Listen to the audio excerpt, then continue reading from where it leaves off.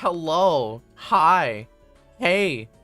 Uh, uh, there we go. All right. I'm still getting used to this. Hi, Pan. Hey. Hi. Hi. So, I have a new monitor. It's, tall. I'm not used to having a big monitor, but on my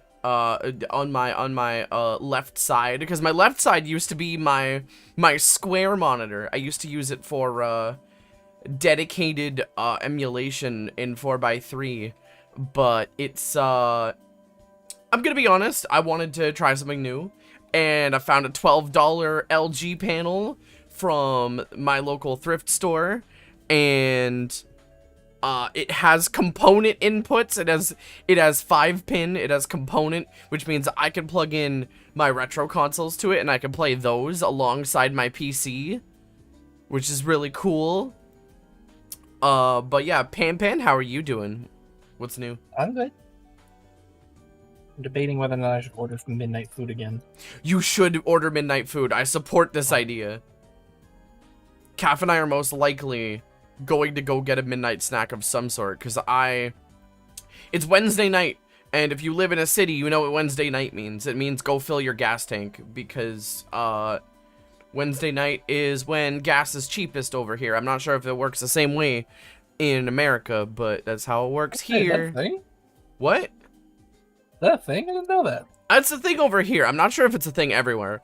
All I know is, god damn it.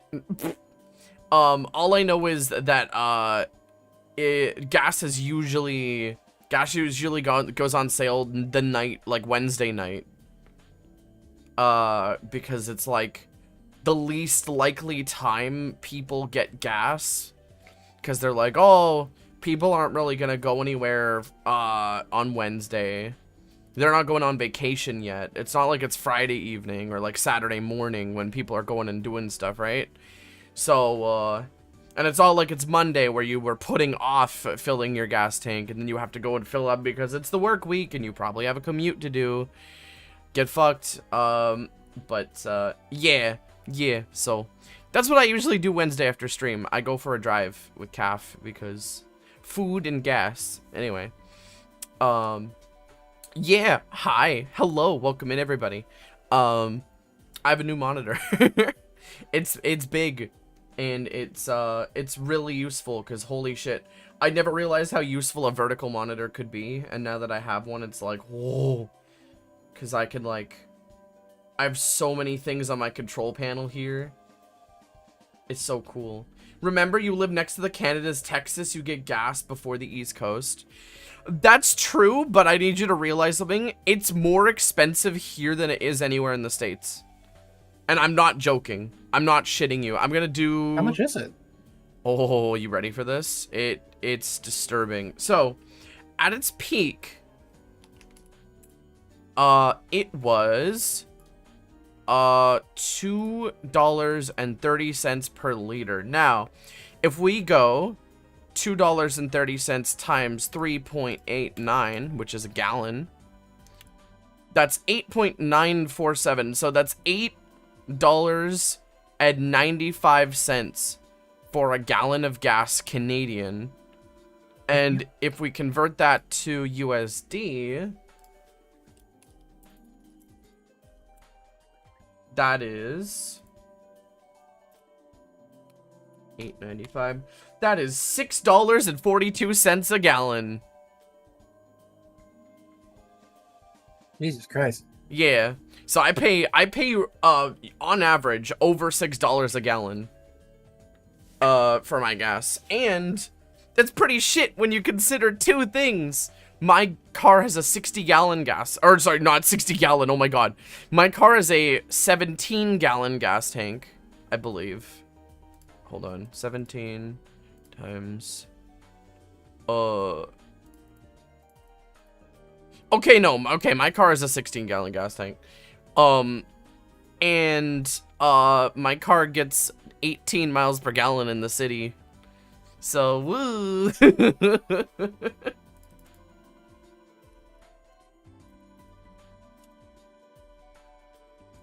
Hold on, let's actually convert this. Well,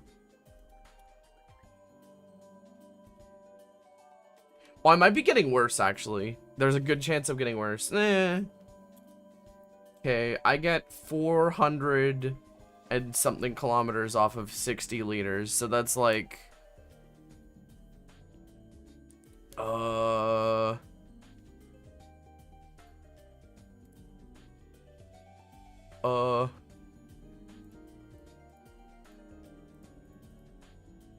Yeah, I get roughly 18 miles per gallon, so that's pretty bad. It's pretty bad. Anyway, hi. Yeah. We are guaranteed a shiny Lapras. Do you believe me? I believe me. I guarantee you we're gonna get a shiny Lapras today. I'm gonna make it so. You tried Sunset Sarsaparilla? I don't think I've tried Sunset Sarsaparilla. But yeah, no. The average price per gallon in your country right now is $6 a gallon. Okay, that checks out. The reason I'm confused, right, is because you're like, people are like, but you live next to Canadian Texas. Yeah, I'm gonna be brutally honest here. I don't mean to get real, but Alberta's off its fucking rocker. Alberta's insane. Like, and also most of the gas that Alberta makes, we don't even get. Like, it's complicated. Alberta's mean to the rest of Canada. It's 40 sugars per bottle. Really? 40 grams of sugar for a single bottle? Ew. I mean, I could probably drink it if it was like really, really watered down by ice. But yeah. Ooh, somebody asked at the beginning of stream. Somebody said, what crystal color would Hikari be? I am partial to garnets. I fucking adore garnets. I have a couple favorite minerals and crystals. Crystals and minerals were actually one of my obsessions when I was a kid. I had like a huge collection. I still do somewhere. It's somewhere in storage. But garnets were one of my favorites. Because they're just the best color. They're like a lot of them are a deep red. Some of them could be greenish, but like I prefer the spessartine, almandine, rhodolite sort of tree of garnets. And almandine's my favorite because it's the color of wine, and I love the color of wine. It's a good color. And because I'm a mix of black and red spots, you would probably get an almandine if you mix my spots together. So that's why it's my favorite. That's why I would be almandine. But at DM, I sent you a rock. Okay, hold on. Let me take a look at this rock. Oh, it's beautiful. It looks like a chunk of a geode. That's so pretty. Wine fish? Yeah. Just randomly in a creek? You lucky bastard. There were like no places to stake mineral. To get minerals out of, stuff here. Cause I don't know. I've never been able to find like proper crystals in the wild. I like amethyst because their color. I also had a chunk of pure amethyst from also. Oh my god, I used to chat before I like got really into Pokemon cards and stuff. There was a mineral, there was a rock. I'm sorry, Pan, I'm hogging the mic. Pan makes scraping noise. Are you good? Yeah, why? Oh, okay. No mineral. Yeah, I don't know of any mineral rivers. I did go panning for gold once, and I got a very tiny amount. But yeah, I went to there was this rock and mineral place in my old neighborhood where I grew up, and I would go there all the time. and I was obsessed, and I would save up money from like relatives and stuff. I would buy myself a little crystal to display, and one of them, two of them actually were amethysts. One of them was oh my god, I don't know if you guys have ever seen this. Have you ever seen those cylindrical cut amethysts? It was like a Yeah. I got one of those because it was like, oh, it was so pretty, and Fish people are dumb. Tell me something I don't know. I'm one of them. No, I'm joking. You want to know my top 2 gems and minerals? Yeah, tell me. Moss agate and black opal. Base choices. Oh my god. Incredibly base choices. Strathcairn SC5. Why? So why moss agate specifically? Every time I see like a processed and polished piece of moss agate, it looks like a little window into another world because all the green in it makes it look like plants and islands. You know? Aww. And then You know black what? opal's just fucking cool. I can see it. Oh yeah, opals. I love opals. Oh my god. Have you seen a black opal? I have. They're fucking so cool.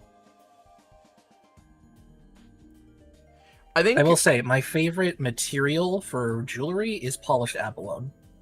I think one of the main reasons I fell in love with black opals specifically as my favorite type is because some of them look like arcade floors. Some of them look like Blockbuster floors. Like tell me black opal. Chat, go on to Google, search up black opal. Tell me black opals. Some of them don't look like Blockbuster floors, right? And the thing is, right, because I didn't really know what to call the pattern as a kid, I would call it opal floors. I would literally call it that. So that's what it looked like to me, because I've been obsessed with rocks and minerals since I was like 5 years old. Like literally, we had a little school library, and I would go in and they'd be like, okay, take out a book to read. And I'd be like, I'm taking out another rock and mineral book. And I did. And they're like, that doesn't count. You need to read something with like story. And I'm like, this has stories in it. Look, here's a dude who dug up a rock and he wrote a story about it. It's like, okay, you okay, fine. But then when I got older, it became more and more unacceptable. They were like, no, you can't keep doing this. It had gotten to the point where I was like in grade 5 and I was still doing this, and they were like, please, Squish, please. Please. Strathcairn SC5. Let's see. Ooh, I like that orange. This reminds me of an opal. This looks like an opal. Tell me this doesn't look like an opal. It's cute. That's good. By Reynard Motors. Okay. Well, yeah, but yeah, that's our tangent for the beginning of stream. Hi, I like rocks. I don't eat them though. That's for the kobolds and the dragons to do. My favorite jewelry that I've seen is abalone and koa wood. Oh my god. Oh, can I tell you? Oh my god, Pan, you would enjoy this so much. This was so there's a music festival that happens in Vancouver every summer. And it's very, very hippie. Like it's so good. It's I've been going since I was like a kid, and basically it's a music festival where like it's right next to the beach, and it's right next to the bunny beach too. It's right next to the beach with all the bunnies that I talk about. Yeah. And it goes on for I think 2 to 3 days. And all around the outside of the music fest is a whole bunch of like tents set up with like sellers, like selling stuff. Imagine like a dealer's den, but for hippie stuff. Like imagine like an outdoor dealer's den. So you've got like a tent selling crystals, and you've got a tent selling jewelry with those crystals, and a tent selling leather work, and you've got a tent selling like imported like fabrics and stuff and clothing, and then you've got a tent selling weed stuff. like bongs and pipes and stuff of that nature. This was like, oh my god, it's such a good vibe. It is such a good fucking vibe. It's such a good time. Yeah. That's where I got a lot of my crystals, because I remember, I don't know, which do you prefer, rubies or sapphires? I do prefer sapphires, because I believe there's a wider range of colors for sapphires. Also, I was obsessed with Pokemon Sapphire, which got me into sapphires, and then I bought an uncut sapphire. I found one for $18, and I begged my parents. I'm like, please, please, and they're like, okay, and I'm like, yay. But yeah, that's yeah. Oh, that's so pretty, Pan. Isn't it though? It's so pretty. I would wear that. Fish standby. I mean, I'm standing. I'm by. I don't know what more you could want. Anyway, sorry. You're good, Goober. Anyways, let's get into the game. So chat, I promised you a shiny Lapras. Guess what we're doing today? A shiny Lapras. It's happening. It's happening. There is no way it's not happening, because we have the 1 in 600 or something odds, which means it's gonna happen. Yeah. There you go, fish. Let me take a look.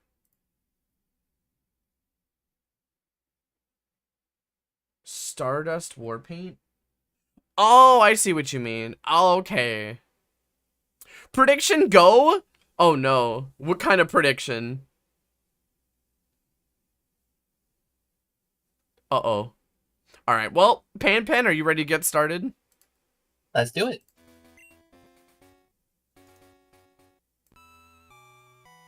What was he doing again?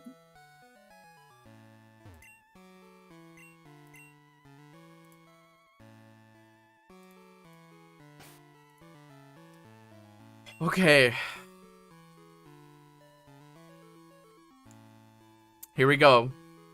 Now, I'm not gonna keep count because this resets way too fast to keep count. But good thing is, we don't have to kill any more Lapras. We could just reset because we got the 250. So let's do this. Are you ready, chat? Are you ready for the guaranteed shiny Lapras that is going to probably inevitably drive me insane? Who the fuck put in 67 point? I'm done. I can't handle you, chat. Alright. Okay, that's good. The first Lapras we roll is a max IV Lapras. That's actually pretty pog. Not gonna lie, that's pretty pog.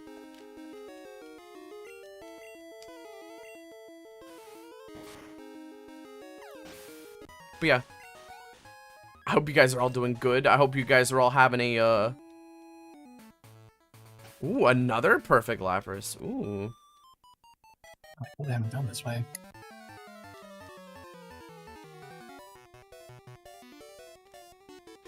That white Taco Bell design with the blue and green splash things.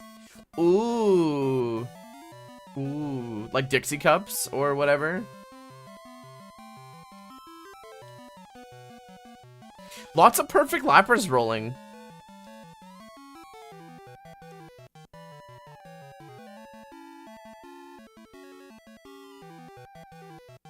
It's called Jazzy, but Strange is $400.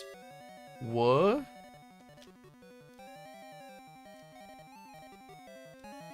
Ooh.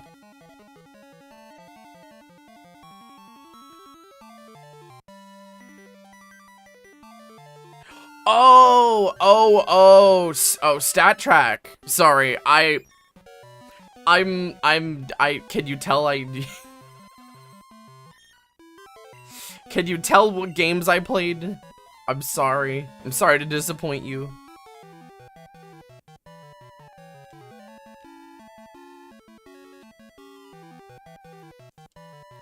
Hello? Hi, Shannon. Hello, Goober. It's time. It is finally time for a real shiny Lapras in the flesh.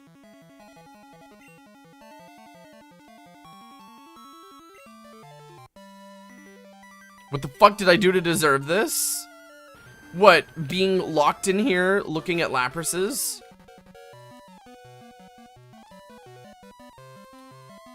Was your story read? Oh fuck, I don't think it was. Hold on. Being called a goober? I don't know. Oh, was it your sarsaparilla story? Yes. I did read that you tried the sarsaparilla. Oh wait, no, that wasn't you that tried the sarsaparilla. That was Durgy. Fuck, I'm sorry. I'm sorry. I'm bad at everything. I'm a terrible streamer. Just laugh at me. Hold on.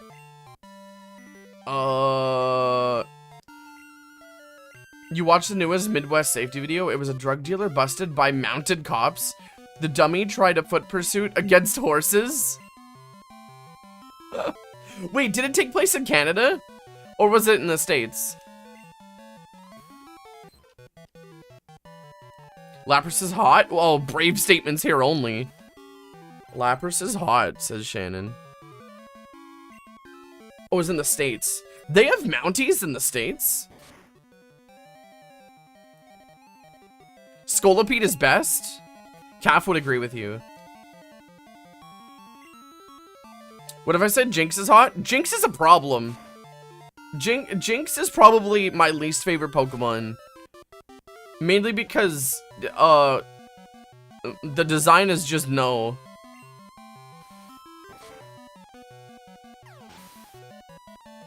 Oops, that's quite some hot thunder. For parks and public relations, people like the horses. Aww. I mean, yeah, every parade here has horses. The police horses, and like, they're so cute.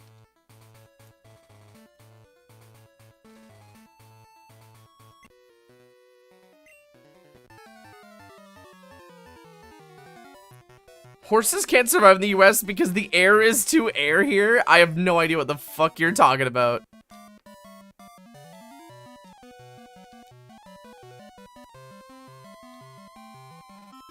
Oh.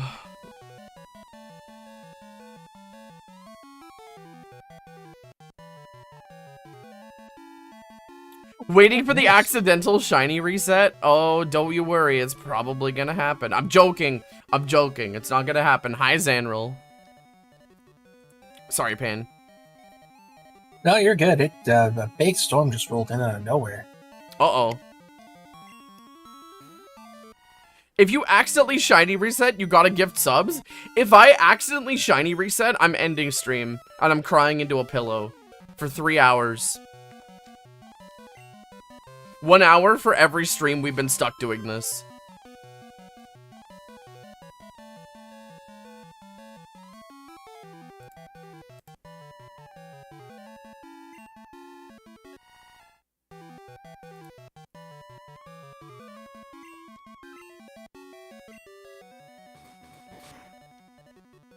Oh, also, Pan, if it's okay with you, I do have to leave right at 11 today. Okay. Sorry, I was doing the time calculation in my head. Everything okay? Yeah, I just have stuff to do. Okay.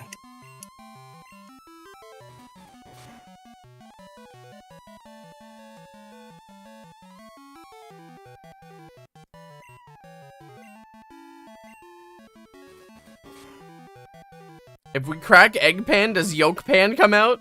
There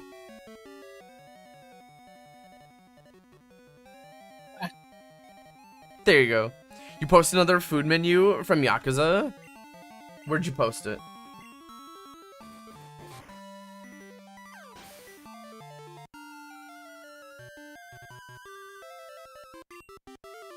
Might have been a bit ago. Is that the one that had the,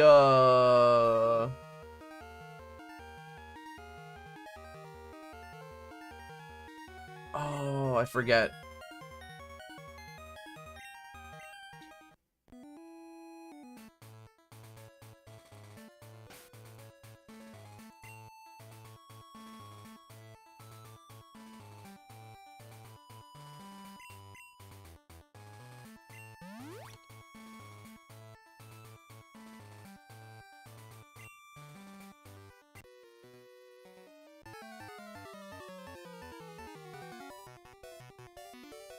You found it? Oh, it's in gaming. Oh, okay.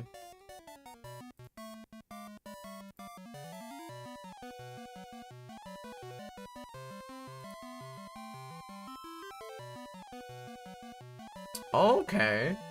Man, I wish we had prices like this here. That's one thing I'm really excited about going to Japan. I'm going to Japan in October. 48 yen for a salmon. Oh my god, dude. Oh. Hey, dude, what is happening? Huh? I've never seen this much lightning go off. Are you gonna be okay? 2, 3. You lucky fuck! You're getting 4. all the lightning. Dude, it's happening a lot. Like, the rolling thunder has not stopped. You're so lucky. What is happening out here? Do you know how little we get storms here? Do you know how sad it makes me that we don't get storms here? I'm so sad. Someone's sleeping with their Ampharos? True. 50-cent salmon, they'll have to cart me out of the joint. Yeah, no. If salmon was 50 cents per nigiri, I would turn into an orb. I would... Oh, I don't even want to think of just how fucking much I'd eat.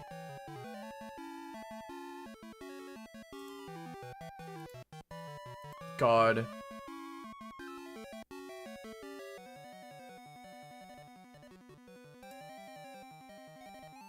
There's an expensive place that serves all beef, but it's like cooked in the thing in front of you.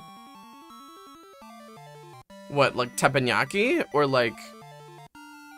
Just, like... Sorry, I am recording a video for you right now on my phone. This shit is like constant night into day. I wanna see! I wanna see! Oh my god, please send me a video. Please send me a video.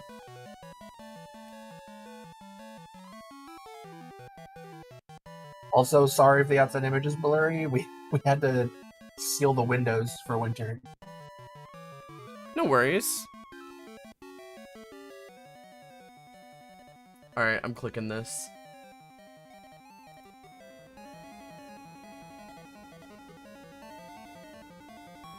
Oh my god! Like, you see what I mean? How it's like, it's constant. Holy shit, I'm jealous. I'm jealous.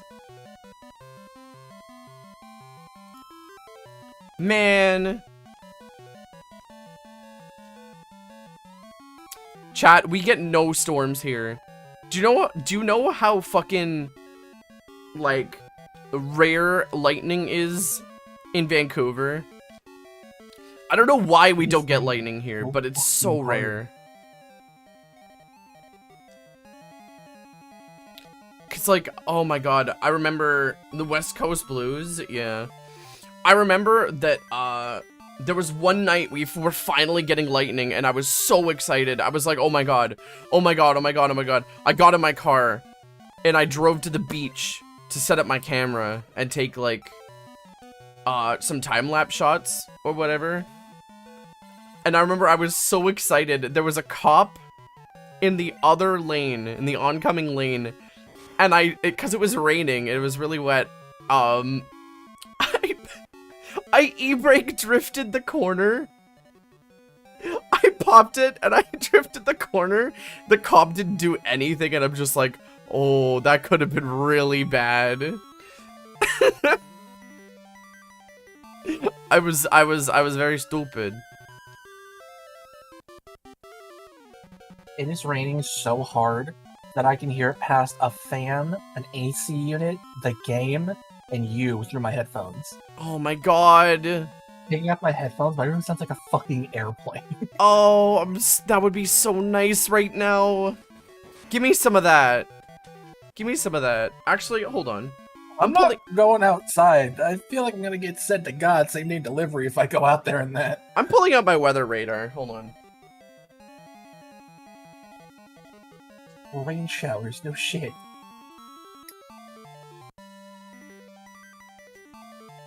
Let's take a look. Let's take a look at the weather radar. What does it say? You're PA, right? Yeah. Yep, there it is. There's this tiny just streak going up to my town. Alright, let's see.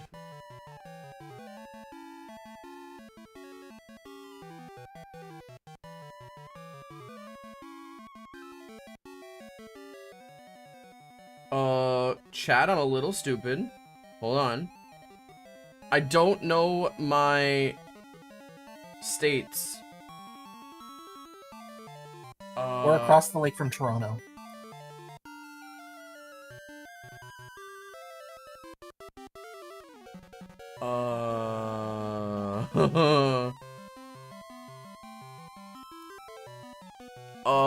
I don't know my American geography. Hold on. There's a giant fucking spot on the map right now. You said you were across the lake in Toronto? Yes. What side of the lake? South.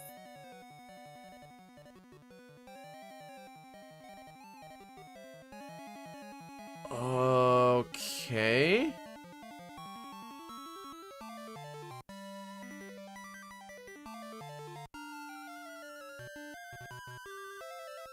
That's so weird.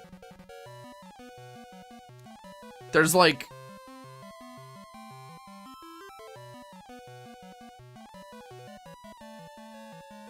I'm so confused right now.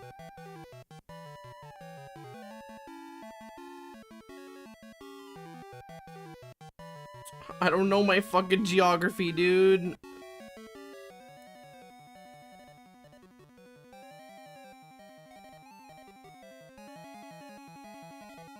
Hold on.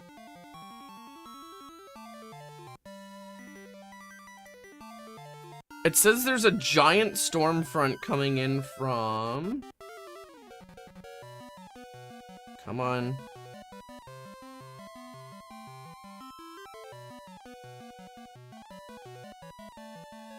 South Illinois?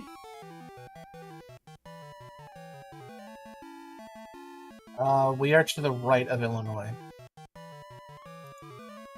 Okay.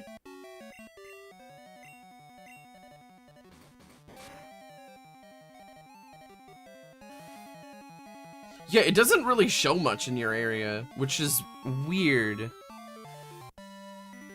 If you zoom in near the lake, you can probably see the streak of dark red. I can send you the screenshot that I have. Yeah, show me.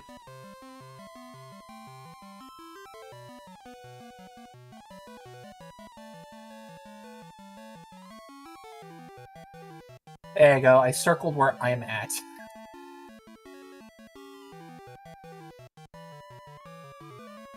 Oh, shit. Oh, it must be pretty controlled and pretty, in one area. According to the radar, it's just this wall of thunder and lightning that's going through. God, It'll be that's gone so in like an cool. hour. That's so cool.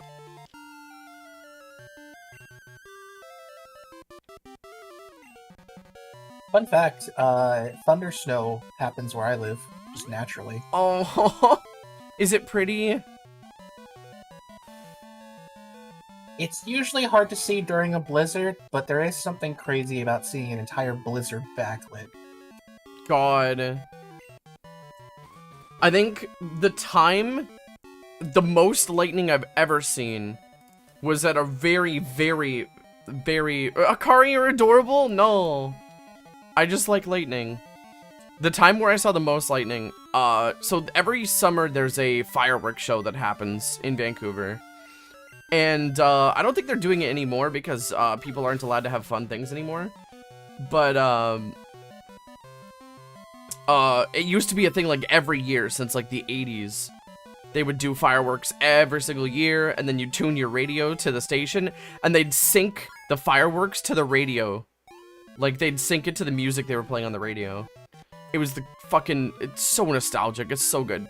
So everybody would sit up on the beach, and you'd have a picnic, and you'd wait until sunset, and then everybody would watch the fireworks. And they didn't do it once.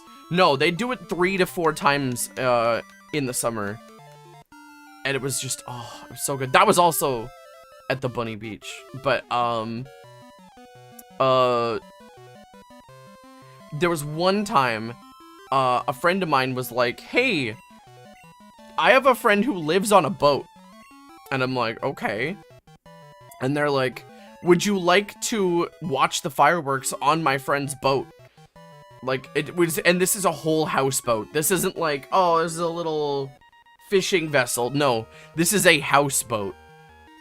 This has a bar and a fucking, oh shit, let's go. And, oh my god, it had, like, a balcony up top for, like, eating. And it was, oh my god, it was so fucking good. And that night, it decided, a huge storm decided to roll in the night we were on this boat. So it was a little scary. It was a little scary, but a huge storm rolled in right before the fireworks show. So we got to watch not just a lightning storm all around us because we were in the middle of the ocean. We got to watch that and fireworks. It was a fucking sight to behold. It was insane. It was probably one of the coolest, like, nights I've ever experienced. And, ugh. It's like the lightning and the fireworks were dancing together.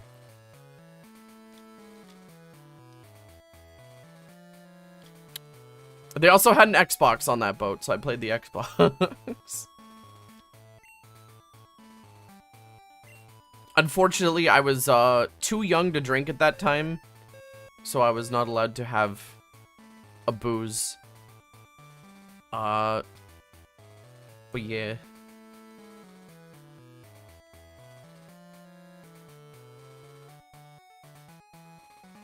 I would love to have a houseboat. I don't know. Would you live on a houseboat, Pan? Hmm? Say again? Would you live on a houseboat? I would. I actually got to check out a houseboat for the first time while I was in Seattle. Oh shit, nice. How was it? My aunt moved into one. Ooh. It was nice. I don't have sea legs. Oh no. Wait, Attempting to pee in the houseboat was a trial. Was it moving? It was. Oh damn, okay, It I was understand. moving with the waves. Sippy. Thank you for the sippy. Thank you. There was also a really cute dog. Because we were walking to the dock, and this dog walked out of a houseboat and was like, hi! And I hear the owner shout from inside the houseboat, don't worry, she's friendly. I'm like, oh, hi, puppy! Gave her a pet, and then she followed me down the dock. Oh no.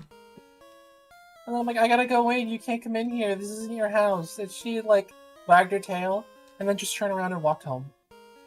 Like, she's like, okay. I know for a fact, God, I need to go to the ocean more. I used to go to the beach so much more when I used to live in Vancouver. Now I don't go nearly enough, and I'm sad. I need to go more. But, Calf and I are gonna go crab fishing again at some point this year, probably. Cause, fun fact, we decided randomly one day, back in, like, I want to say 2020? Yeah, we decided, this is 2020, we decided randomly, we're just like, let's get fishing licenses and go crab fishing. And oh my god, it was amazing. Getting to take your own crab home instead of paying like $20 for one. Oh, hi Spudley. Crab fishing is fun. I know where I live. They do perch fishing. Oh! What? Did you get it? Okay. Oh my god! Oh my god! Oh my god! Oh my god! Oh my god! Oh my god! Oh my god! Oh my god! Oh my god! Oh my god! It's happening! It's happening! It's happening! Oh! Oh! Okay. I have to turn the speed down, lest I accidentally. I have to turn the speed down. I'm gonna turn the speed down, because if I don't turn the speed down, I'm going to misclick and hit run. And then everybody will laugh at me. I will not laugh with you. I will mourn with you. Alright, we're gonna fight. We're gonna Thunder Wave. That's all we're gonna do. We're gonna Thunder Wave. She paralyzed.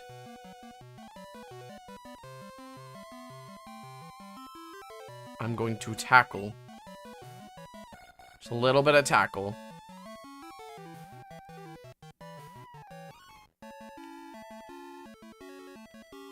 We're not gonna use any electric attacks, because that's a surefire way to get us into deep fucking trouble.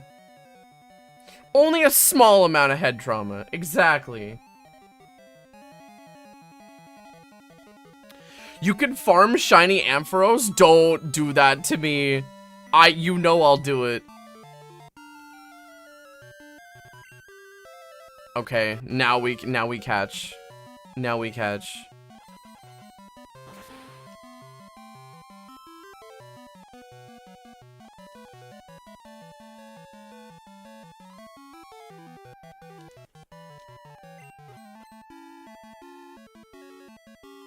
Oh my god, it's happening. No, get in the ball.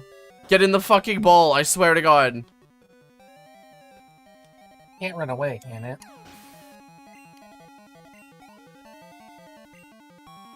I don't believe it can. Okay, good. Oh my god, we got him. Her. We have the shiny Lapras. It exists. Oh my god. Oh my god, and we have to name it Larpus.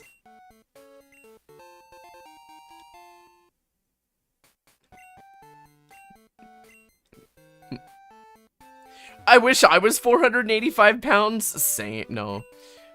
Well, okay. Proportionately, yes.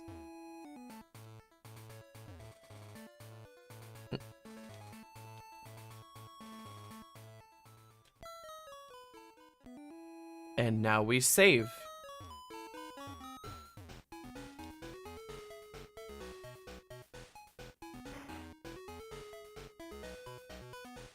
A female shiny too? They fixed the bug? Yeah. Oh my god. I'm so happy. I'm so happy. That only took 29 minutes. I think. ETA famps. Yay! I'm very happy. Now, we are going to be swapping Brisket because, I'm sorry. It's a shiny Lapras. I don't know what to tell you. Do I have an escape rope? Oh my god, I do. Okay, I'm switching over my audio. What was your first shiny while playing a normal game? Okay, I do remember this one. No, that doesn't count. Oh, no. Oh, you're talking about an actual Magikarp. It was an actual Magikarp in my copy of Pearl. I got a golden Magikarp, and I'm like, the fuck is this? My first natural shiny was a Weedle in Pokemon Silver. It was, I believe it was 2002, and I had Pokemon Silver, and I was visiting the work of one of my parents. I was, like, being taken along, because there was nowhere for me to go, and, I had just started a file, and, I was walking up Route 30, and, there it was. There it was. It was a shiny Weedle. I had no idea what the fuck it was, but I went, okay, that's a different color. I'm taking it. So yeah, that's, let's check the stats. Okay. I mean, okay. It could be worse. It could be a lot worse. This could be a lot worse. That HP stat, though, chat. That fucking HP stat. Oh. That sucks, too, because Lapras is a tank. with a high HP stat. At least it'll make up for it. I think I know all of my natural shinies in order. Let's see if I can remember. First shiny was Weedle in silver. Second shiny was Graveler in gold. I found a shiny Graveler in gold version. Third shiny was a Zubat in Pokemon Sapphire. Fourth shiny was a Paris in Pokemon Crystal. Fifth shiny was a Rattata. No, sorry, no, I'm missing some. Fifth shiny was a Electrike in Pokemon Sapphire. Sixth shiny was a Marill in Pokemon Sapphire. Seventh shiny was a Kecleon in Pokemon Emerald. Eighth shiny was a... Oh, I'm trying really hard to remember here.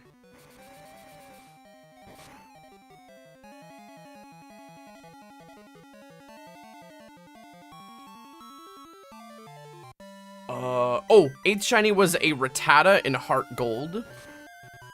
And ninth shiny that I can remember was a Shroomish in Emerald version. Yeah. Which... And then if we're counting my natural shinies from Brilliant Diamond and Shining Pearl, I got a... Without farming, I got a Camerupt. I got a shiny Camerupt. Nice. What's your most unique Pokemon that you've ever caught? My most Or unique? In, like, what way? Yeah. It's just something weird about it. For me, personally, my claim to fame is that I owned a completely legal level 3 Salamence. Oh, man. Okay.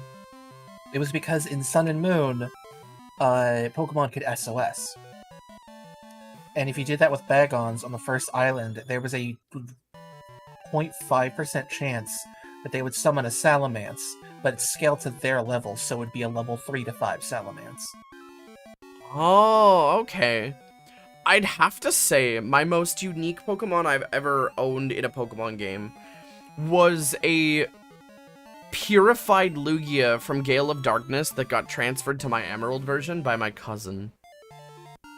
Mm-hmm.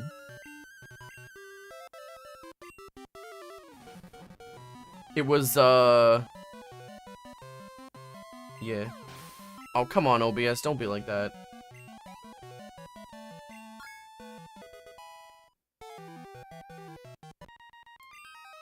OBS is being silly. Okay.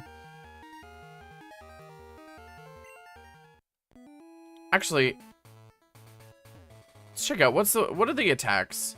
You have Surf, Whirlpool, Confuse Rain, Perish Song. That's not bad.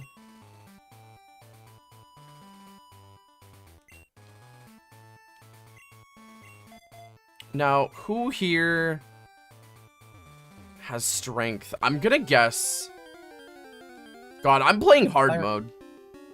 If I recall, my second shiny was a shiny Golett I didn't get until X and Y. Hi, Lycan. Hey, Lycan, guess what? Guess what, Lycan? Oh my god, it changes the sprite color too. Yeah. Lycan, look.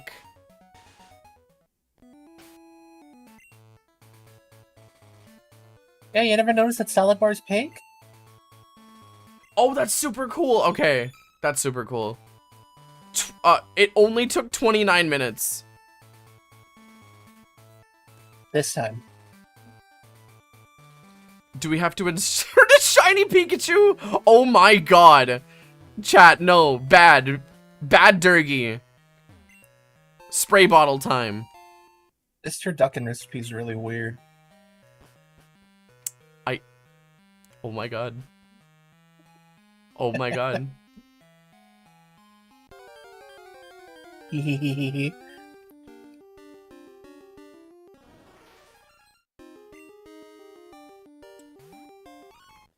Alright, so we need another Mystic Water. I don't know where to get Mystic Water, so I'm gonna look it up.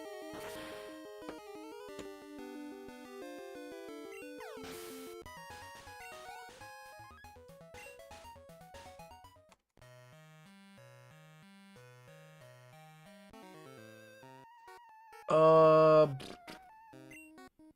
think I've mentioned it before, but an unfortunate claim to fame I have when it comes to shinies is I have both a shiny male Salandit and a shiny male Combi. Oh. That's pretty depressing, honestly. But I mean, I was not happy with the male Combi. I named it You Whore, one letter. Oh yeah, that's right, you whore. I remember that.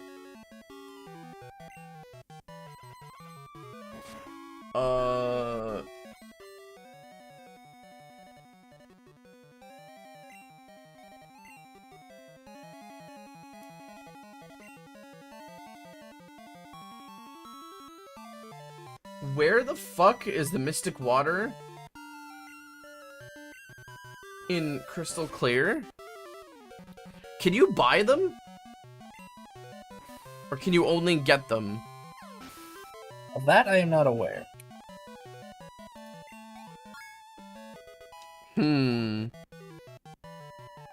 We're gonna look at some shops here. Oh my god, there was literally one right. Okay. Okay. Woo! Hello, Thunder and Lightning. That shook the house. The meme of the Skitty and Wailord at the daycare you'll never forget. Oh, I was gonna switch audio over. I'm dumb. Give me a second, chat.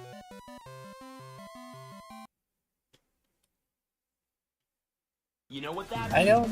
Oh shit, I don't Link! think I'm gonna. Hi, Lee. Hi, Link. Hello, Goobers. Hello, Link. Hi. Hey, hi. I'm playing Mario Superstar Baseball. Hello, hold on. You need to pee. You need to ippy. I need to ippy. Yerky. Kiss yourself now. I could say anything I want. Hikari won't even see. Hikari ignores me. I bet he doesn't even care that my birthday's in 2 days. Oh my god. There's so many fucking birthdays in June. Holy shit.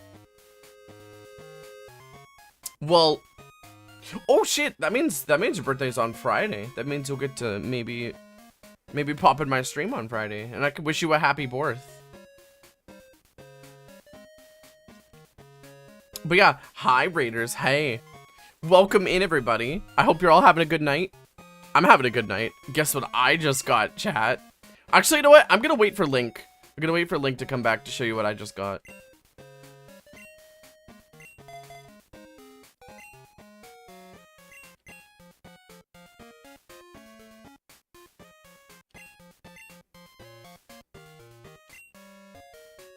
I want to pelt Hikari with Pikmin. Can you teach Lapras strength? Please tell me you can. Oh, thank fuck. Can you send me pictures of your chickens? Sure. Oh, you can't post them in the server because your face is in them. Understandable. Go ahead.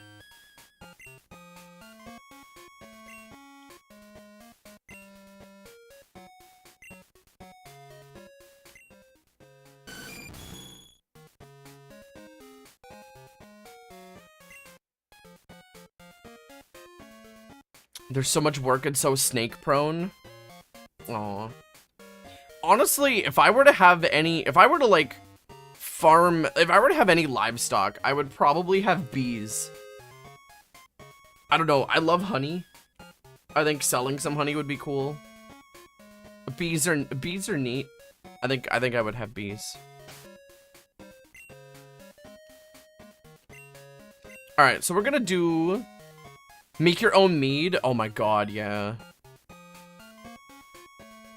I need to figure out where to get Ice Beam. Actually, Lapras learns.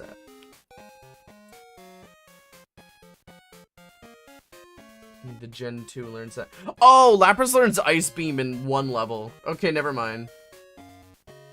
I was worried there, but The Biff. No, This guy's like, hi, I'm Fubuff. Oh, Fibef, yeah. You have D-pissed? Oh, shit. Link. Guess what?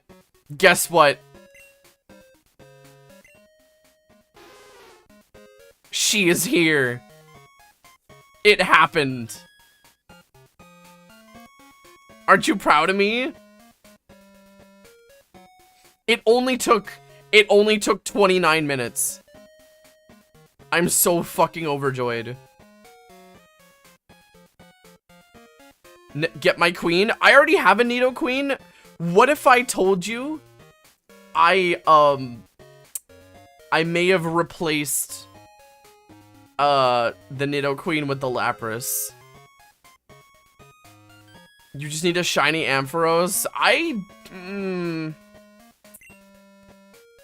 not ready. I'm not ready for that kind of grind. What if I told you I may have replaced your bones with silly string? That'd be kind of fun though.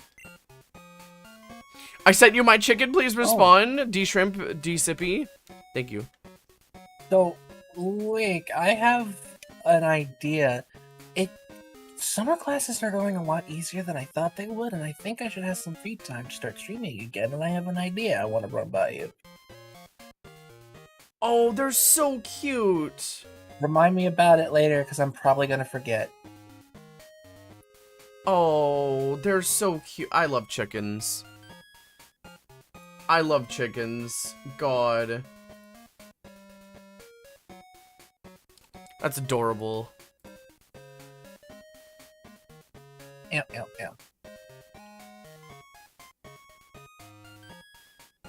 I'm hungry. I don't think I'm gonna order takeout because I really don't want someone to go drive in weather like this. Fish, no? What do you mean? This Oh, bitch shit. got a shiny Togepi. He's got a shiny Togepi.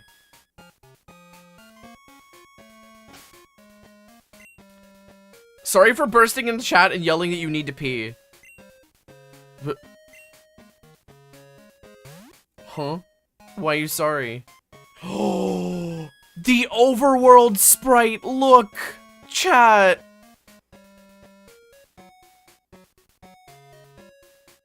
Flap, flap, flap, flap, flap. Oh my god. Why Lapras have leg? What do you mean why Lapras have leg? Have you seen? You're in no trouble. Oh my fucking god, Durgy. Durgy, I'm impressed. I'm impressed. Good job. I'd bladder not. I better not acknowledge that.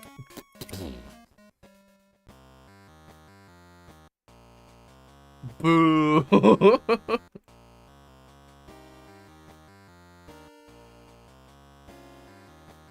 Oh, you pulling out the fucking Sona name at me?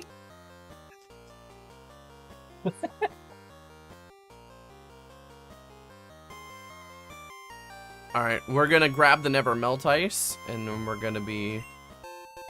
Oh, PP Max!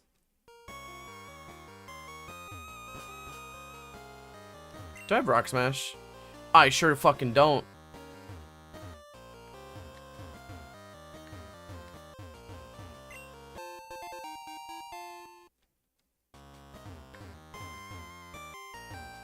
Thank you, Link. I hope you had a good stream, Link.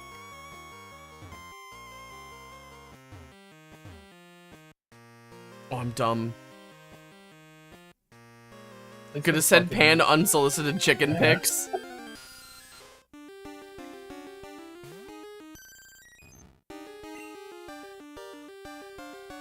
Hope I don't bother Pan with unsolicited rooster. You would not be the first, Lavadurgi. It's okay.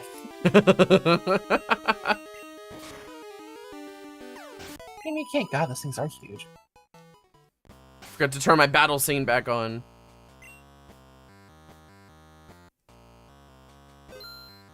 Aww.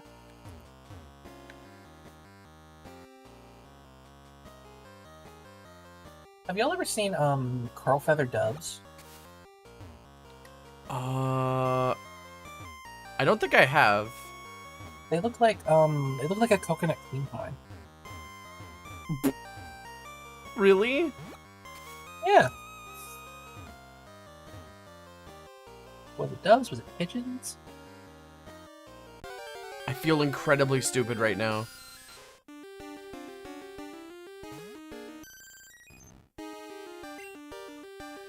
I love the fact that some parents learn to make fart noises.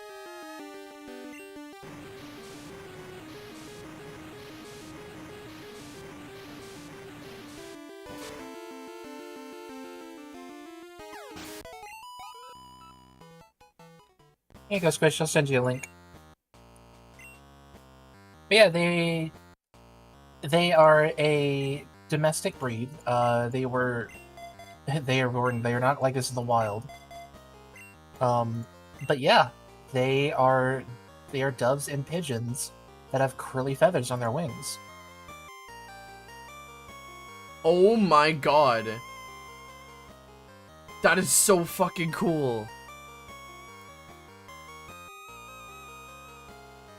That's so fucking cool. Holy shit, dude.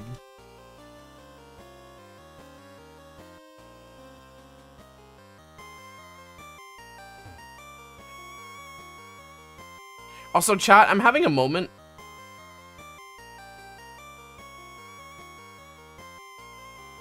Oh, okay, I just figured it out. We're good.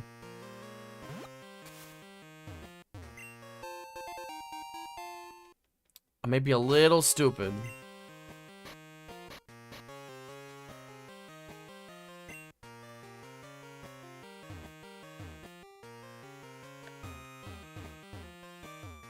You got zombie chickens? Hey fish, hi Ramshackle, how you doing? I forgot how fucking cracked Shucky's stats are. Oh my god, he's only level 30? And I managed to find leftovers for him. Actually insane. You bring D&D news. Ooh, what kind of D&D news?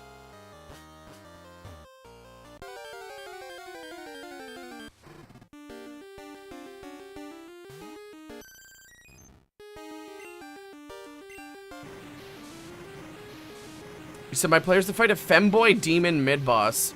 They curb stomped him first turn. I see.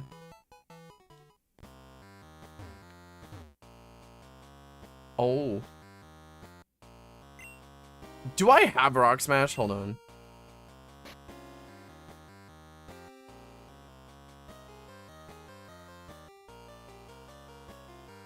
I do.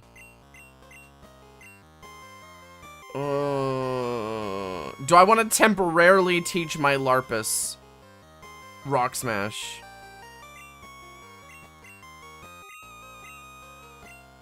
There's probably a way to get it back, so I don't see why not. Wait, hold on. They didn't patch out the... No fucking way. They didn't patch out the fact that... Oh, that's dumb. Okay, alright, fine. Gonna be on my way. Bye, Spudley. Have a good night. Thank you for coming in. Also, hi, Sush. Hi, Sushi.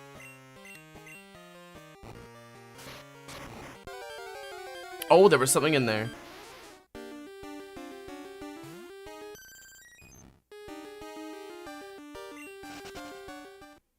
Alright, I'm gonna save here in case these Piloswines are, like, very nasty.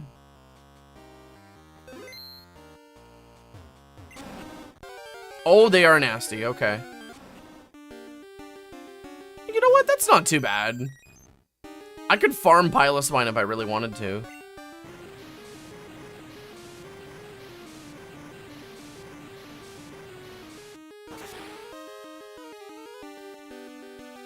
Damn. He went down like a fucking rock. Holy shit. I'm not gonna kill that one. I'm gonna save that one in case I do want to farm it at some point. However, I forgot about this.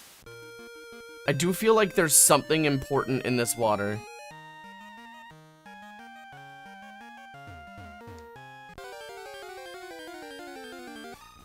Oh, shit. No, I'm good. I'm a little scared of a Zoomerl, not gonna lie.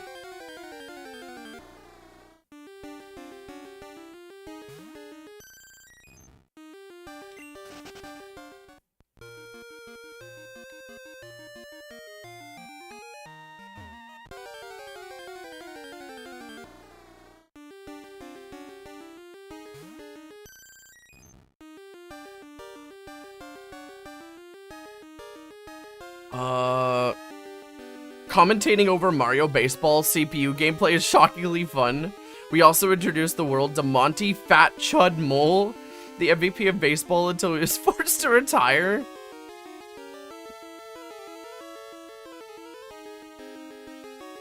Good night, Owlboy. Thank you for coming in. Like you said, like they said, just like your mom, and I'm like, I've already stolen a couple shirts from her.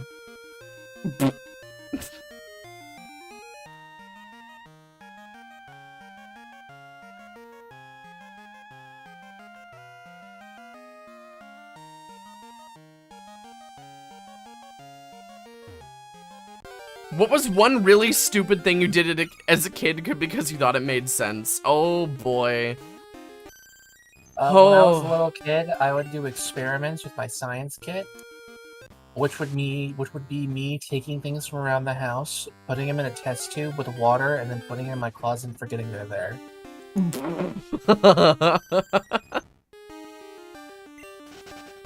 God. My mother has worked in a nursing home for 30 years. She still states that opening one of those test tubes was the worst smell she had ever encountered. No, Pan, what did you do? If I recall, that one in particular was a AAA battery, bread, water, eye drops, a penny, and like a jelly bouncy ball. And it had been sitting in the closet, completely sealed, for 4 years. Oh my god. He's like, it wasn't rot, it wasn't chemical, it was just bad. Oh. I'm trying to think of what I did. Oh man, I did a lot of, like... How do I explain this? I wasn't so much, like... a habitual, like, do bad thing kid. For now. You stared at your dad's stick welder, like, the whole day. You were 23. Oh, no. That's so bad for you.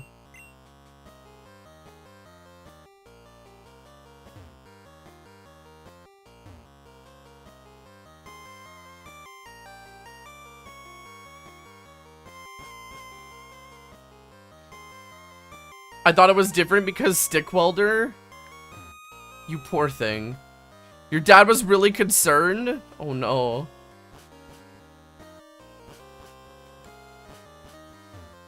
Why is this ball blue? Oh.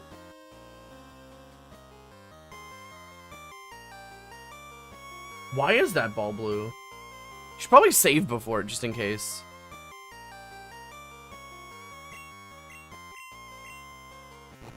"12 car batteries dumped together to a welding torch." Oh my god, have you seen that guy's video of like the 100 car batteries or something put together to like melt things? Oh, that's so cool. I'm trying to think of like the stupidest thing that I did regularly as a kid. Cause I did some pretty stupid shit.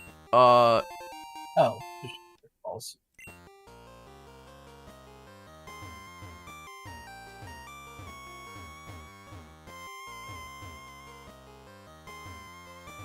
Man, what did I do?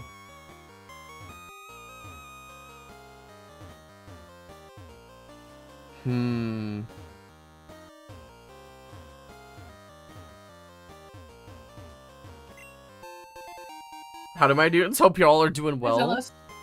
Hi, Zelos.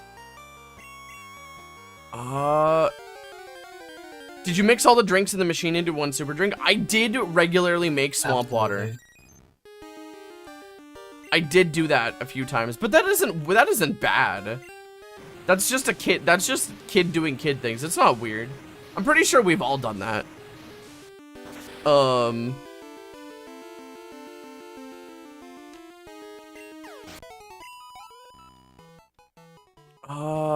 I mean, I used to eat weird things when I was a kid, but not technically inedible things. Like, I wasn't the kind of kid that ate glue. But I did eat entire dandelions. Like, I'm talking like, where's the swine up here? I'm talking like I ate the leaves and the flower and the stem.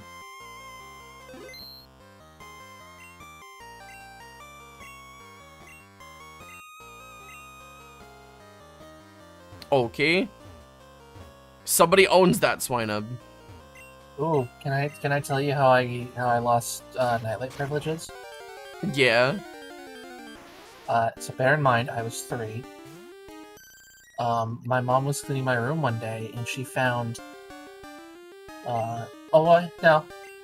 Sorry, my mom was cleaning my room one day, and she found a nightlight that had scorch marks on the outlet.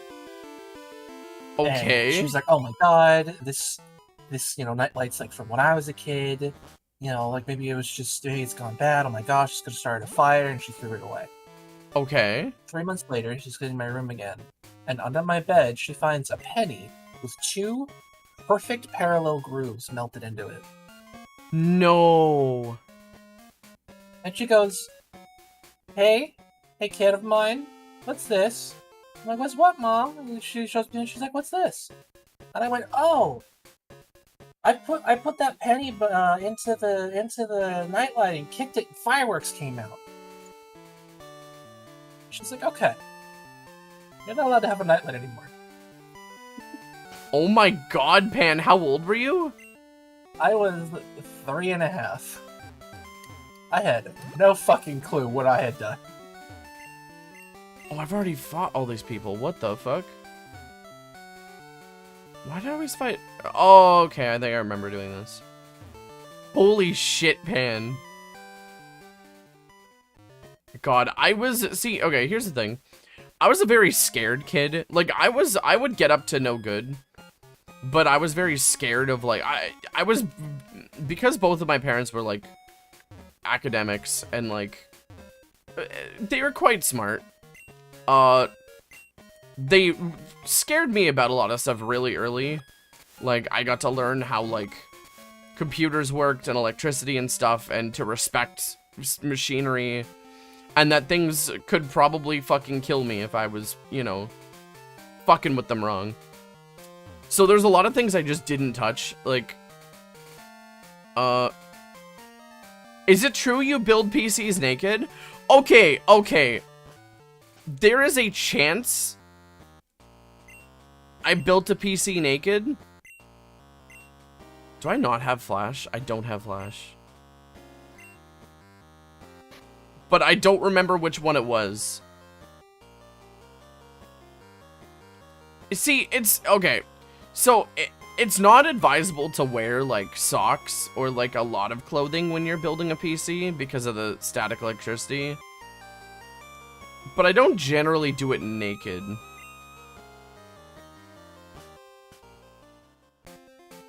I do a lot of things naked around the house. It's just me.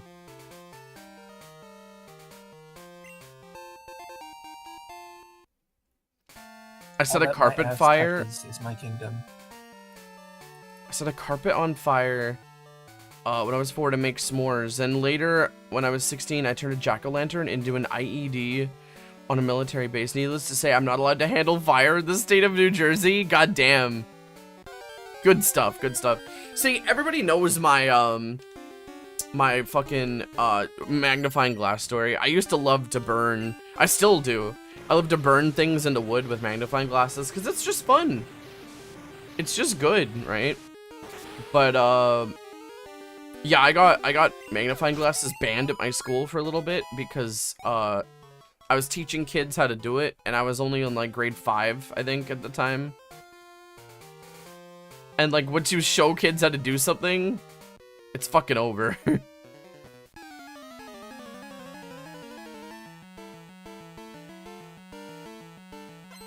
Have I considered doing wood burning art? I have, but I don't really have the space for it. I mean, I could do it outside. I could probably do it outside. I've done wood burning art, just not with the wood burning kits. And also I can't draw, so it's a big problem.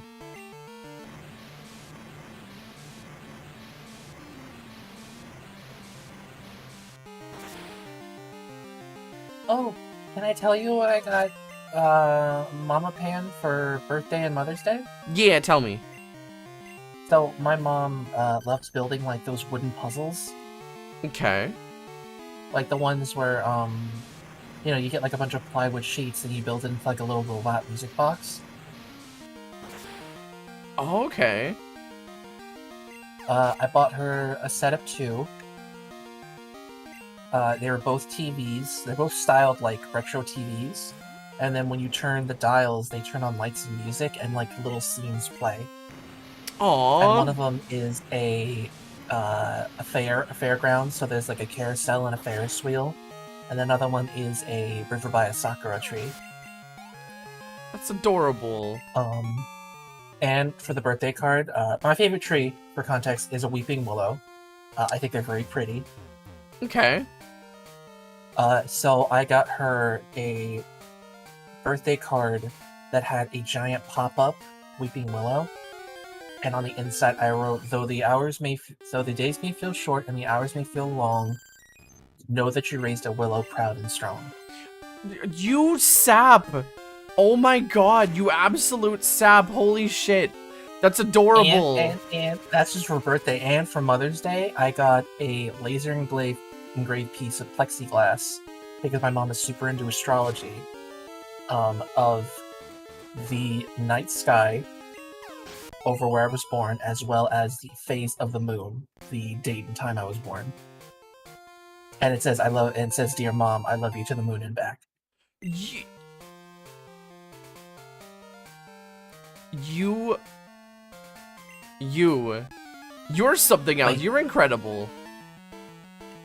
That is one of the sweetest things I think I've ever fucking heard in my life. Holy shit, dude. I regret nothing. Good. You have nothing to regret. You are amazing. You're adorable. Holy fuck, you sappy little shit. Lane.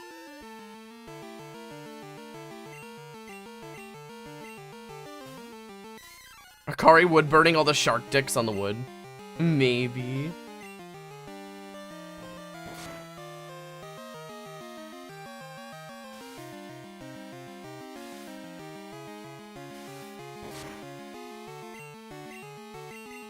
God, I'm getting so hungry.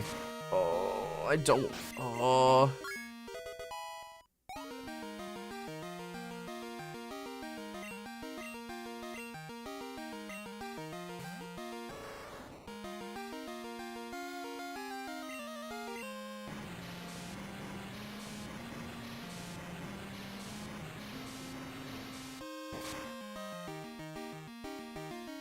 Yeah, I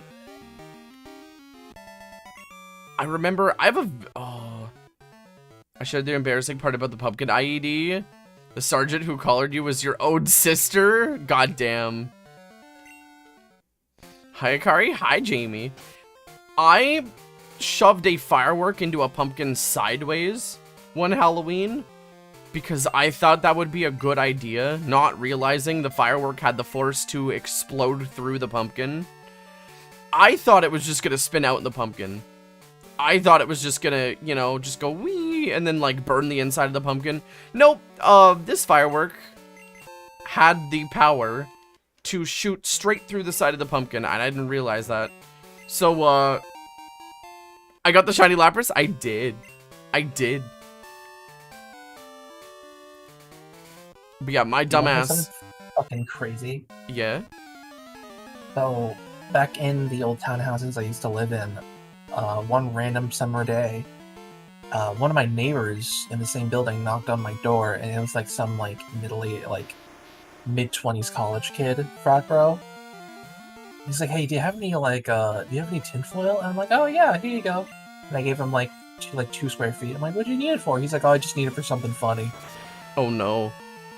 I didn't think anything of it, and I'm sitting there playing my game, and then 20 minutes go by, and I hear an explosion next door. No, what did he do? He made a bomb. Oh no. That actually... he made an explosive out of a 2-liter using the tinfoil I gave him and a bunch of other shit. That actually reminds me of something. I'll never forget. I had a family member who showed me a blueprint for stairs. To rebuild stairs. And I go, okay. And he was like, yeah. There's a reason I have this blueprint. I was doing chemistry in the backyard. And I blew up my parents' stairs. And... Fucking oops. And it's like, yeah, instead of admitting to them and having to pay for it and everything, I called a bunch of friends. I got the wood I needed. I did my measurements, and I started rebuilding the stairs before they came home. Huh. Yeah, props to them. And he actually managed to do it.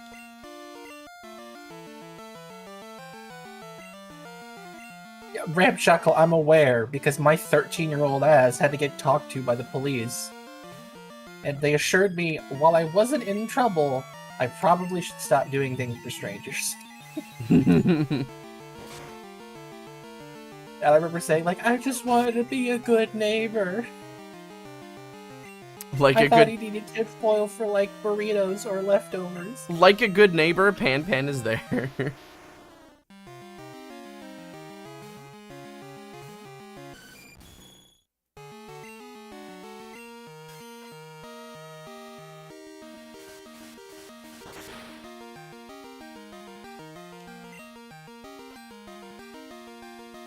God, I'm trying to think of all the dumb things I did as a kid.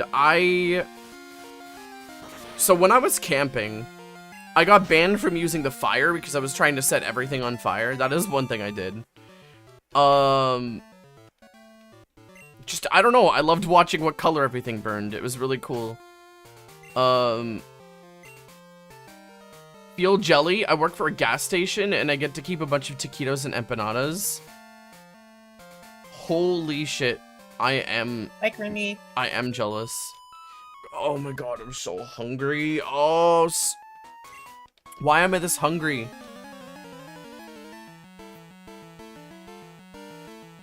I don't get it. Chat, why am I this hungry? Also, hi, Crimmy. Oh wow, 4 years of Squish giving me nigh uncontrolled power over streams. I promise to keep abusing this power when desired. You're good. You're good. When did I eat? Okay, I had a snack before stream, but I was gonna wait. I was gonna try and hold off because I had a late lunch. I had,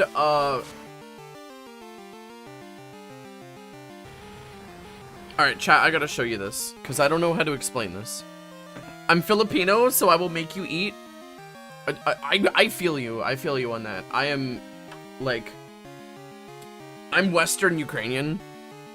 So I will also make you eat, and that's a threat. Hold on. Let me show you guys what I have here.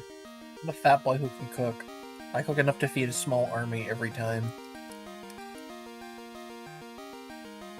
Let me ban a silly word for funsies. You're warming up the rice cooker? Oh my god. Oh.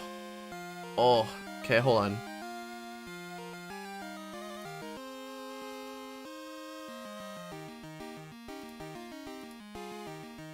Is this on? Oh, fuck. It was already flipped. Are you kidding me? Okay, hold on.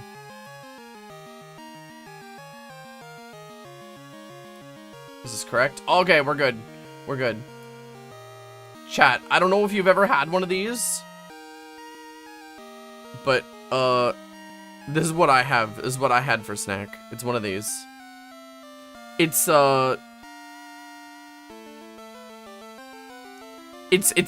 bean curd on a stick. It's spicy bean curd. Hold on, let me pull one out. Oh no! Oh fuck. Okay. Hold on, let me get one. No, that one's... I'm trying to break it loose. Alright, that one's not coming out. Hold on. There we go. This shit is divine. This shit's divine. I love bean curd so much. Huh.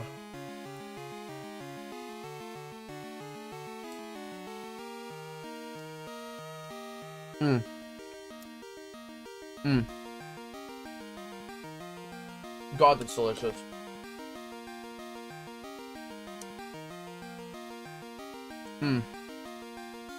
Alright. That's enough camera. It's enough camera time. It's gay month, so I can do this publicly? Oh no. What gay things are we doing publicly? Fish are wonderful and appreciated? No. No, you. Can't do that. I'm eating. I'm vulnerable. I'm eating right now. I will sit you down and make you a mushroom and steak gravy stew. I will find starch to go with it. You're a great friend and I cherish you. I cherish you too. You're amazing. I'm sorry I'm never available for anything.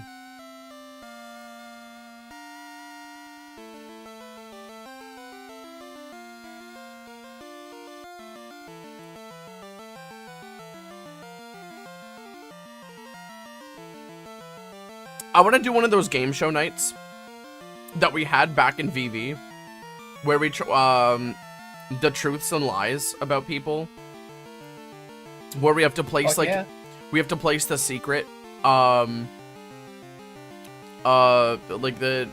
what secret is whose secret. I would love to get a whole bunch of people together to do that, like a whole bunch of people in our streaming circle. That would be so fucking funny. That was an insanely funny night. It was so good. I brought this up to Sush recently. You know what I want to do? Mm-hmm. Is I want to get a bunch of us in a room, and oh my god. Did that come through the microphone?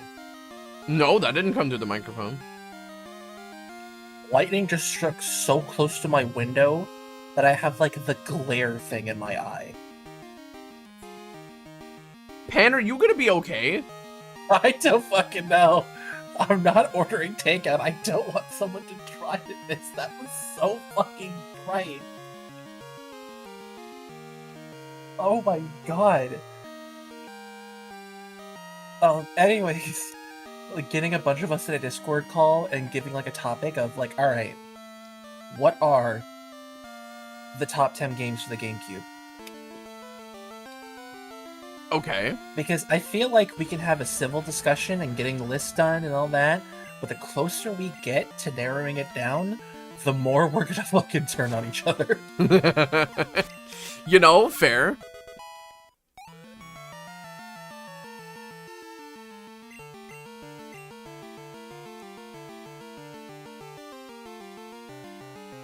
Like, in my opinion, Thousand Year Door easily cracks top 10. Pokemon XD, Gale of Darkness, and Coliseum immediately in. Oh no, 100%, 100%. Favorite GameCube game of all time, though? Obviously Wind Waker. Let's see, what are my top 10 for the GameCube? This is just for the GameCube, right? Yep, just GameCube games. Okay, let me throw my top Resident Evil 10. Remake. Alright. The Resident Evil 1 remake, that's gotta be on there. Alright, here's mine. Wind Waker, Smash Melee, Double Dash, Pokemon XD, Pokemon Coliseum, I'm gonna say, actually Sonic Adventure 2, because Sonic Adventure 2 is just, like, an incredible game. Metroid Prime. Twilight Princess, because the GameCube version was better than the Wii version. Shut up, phone. Eternal Darkness. I like the Crazy Taxi port of... I like the GameCube Crazy Taxi port. It was on every major console at the time. No, that's not true, because it wasn't on Xbox or PlayStation. It was only Dreamcast and GameCube. But what was it better on, the Dreamcast or the GameCube? Okay, let's talk about that. I can... You see what I mean? You see how this could be fun? I can nerd out about that. I'm choking on tofu.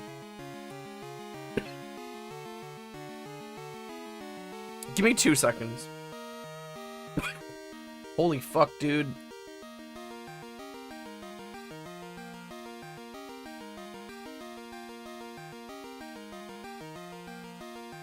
Okay, I think we're good.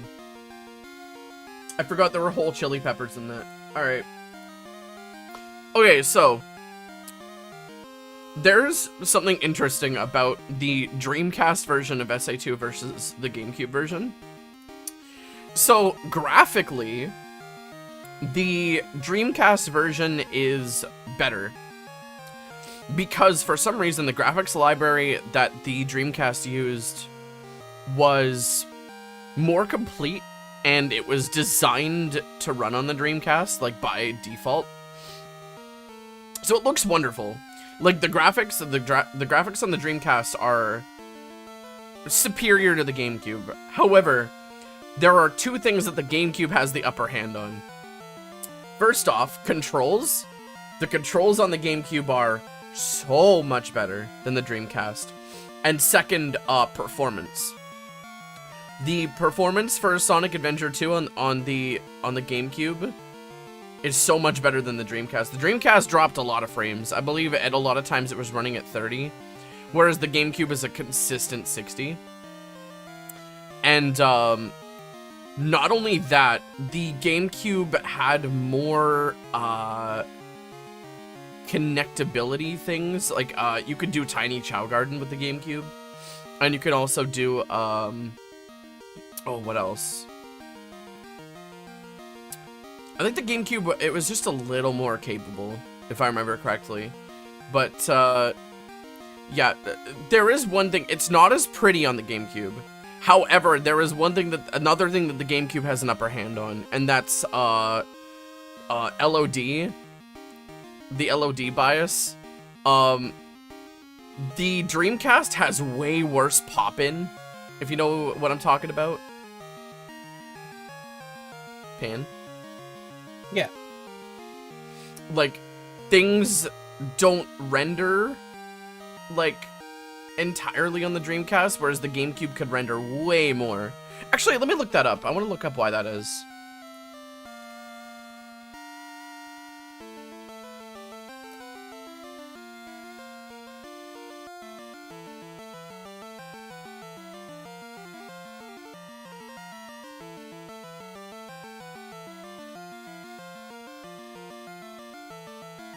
Oh, okay, that makes sense. Oh, shit. Okay, yeah. The GameCube is way more powerful than the Dreamcast. Yeah. Holy shit.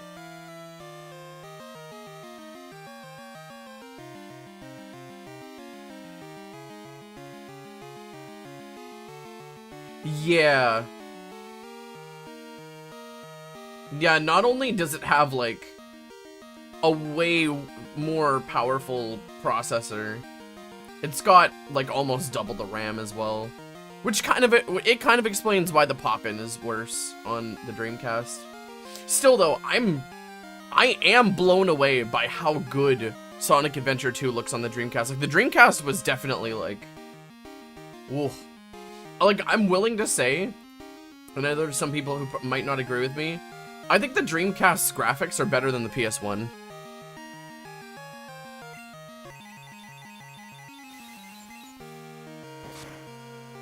And herein lies my proposition. Imagine making that defense for Sonic Adventure 2 to be top 10 amongst a group of your peers. I mean, Wait, which game? Sonic Adventure 2. I mean, but it is top 10. It's uncontestable. Yeah, but not everyone would agree with you on that, though. Here's the thing. Sonic games are strange in the fact that there's a lot of... I don't want to say bad. There's a lot of less good ones out there.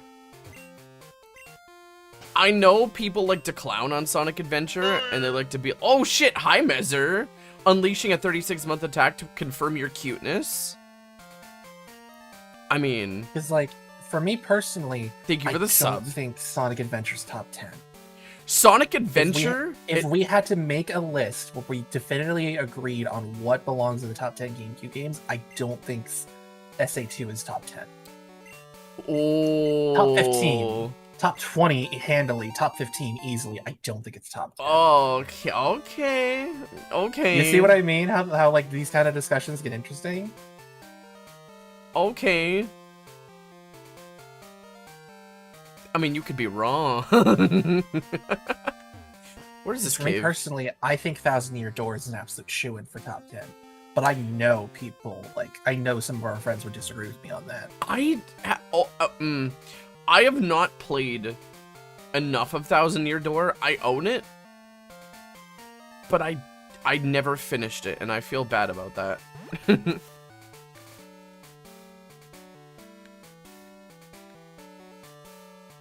I get the feeling that some of our friends would suggest and then defend to their dying breath games like Billy Hatcher and Ty the Tasmanian Tiger or Tacken Power of Juju.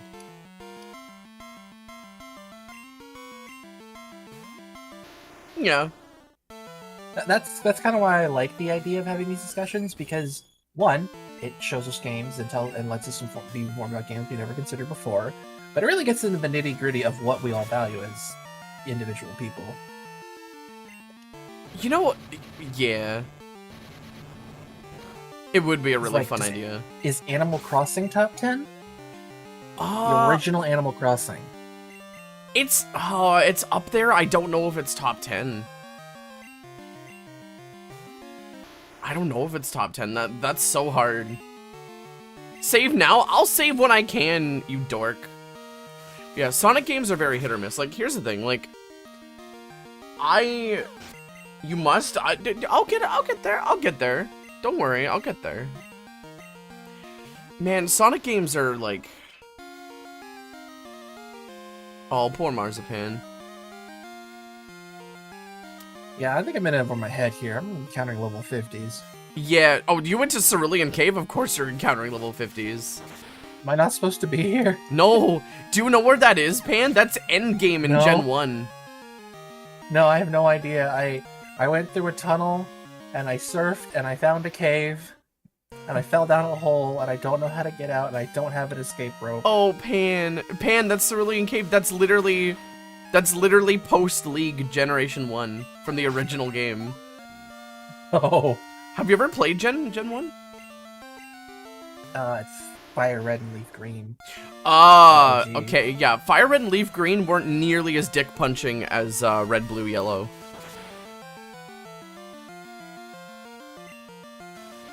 You're back from the trauma bathroom. What do they mean by this?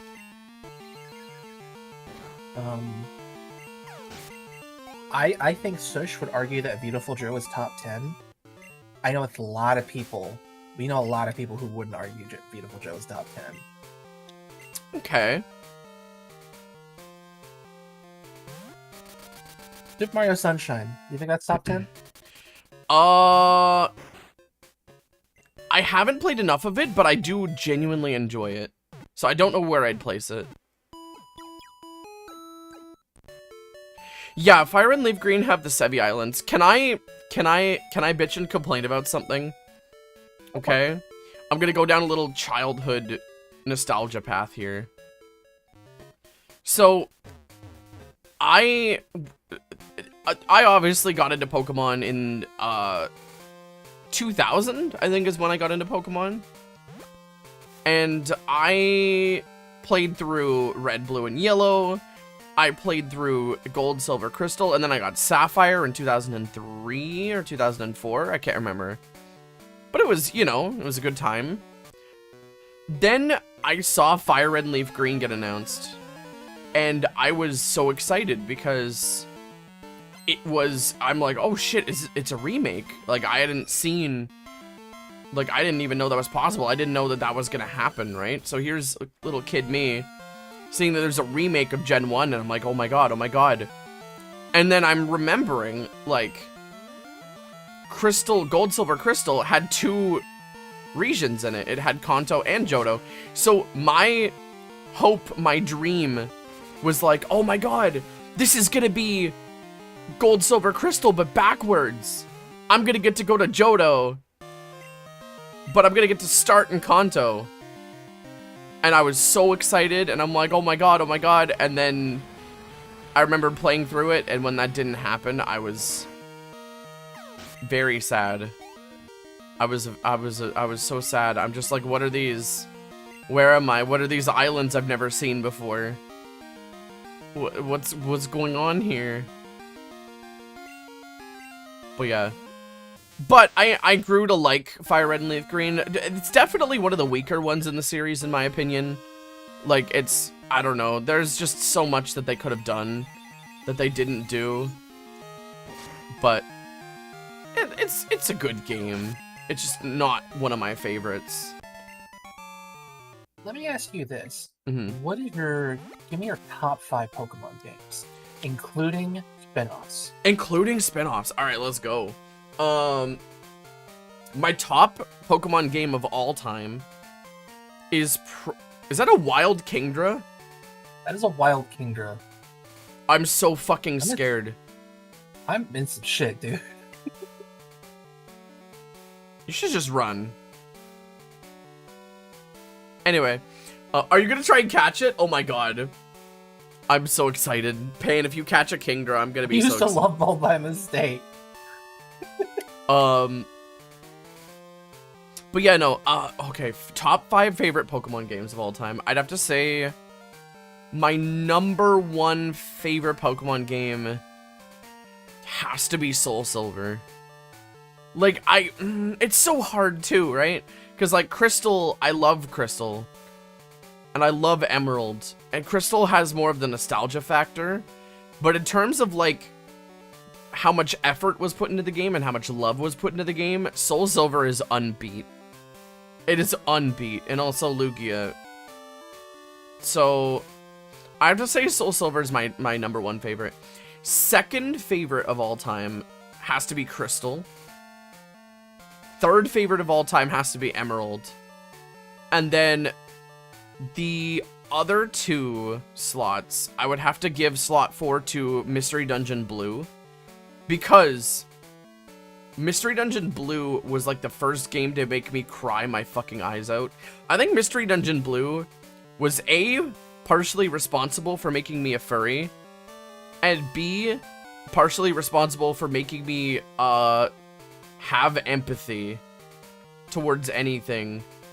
Cause like I remember I was a really kind of like I was definitely an emotionally charged kid, but like that was the first like story based game that made me cry a lot, and it changed me.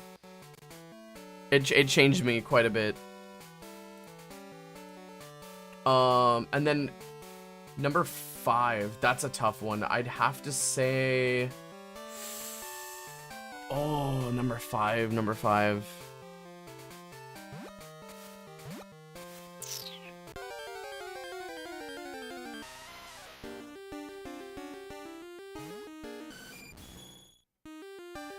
This is hard.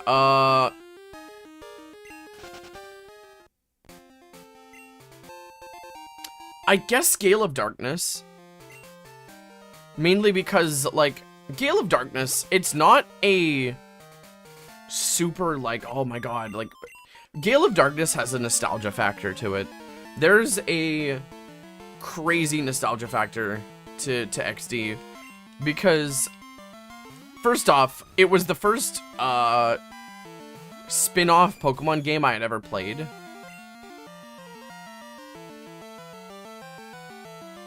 And obviously Pokemon Dash. Yeah, it was the first spin-off I had ever played, and I just remember, like, because I never played Stadium, because I never had an N64, right? For some reason, my first console was a PlayStation 1. I didn't get Nintendo stuff until later.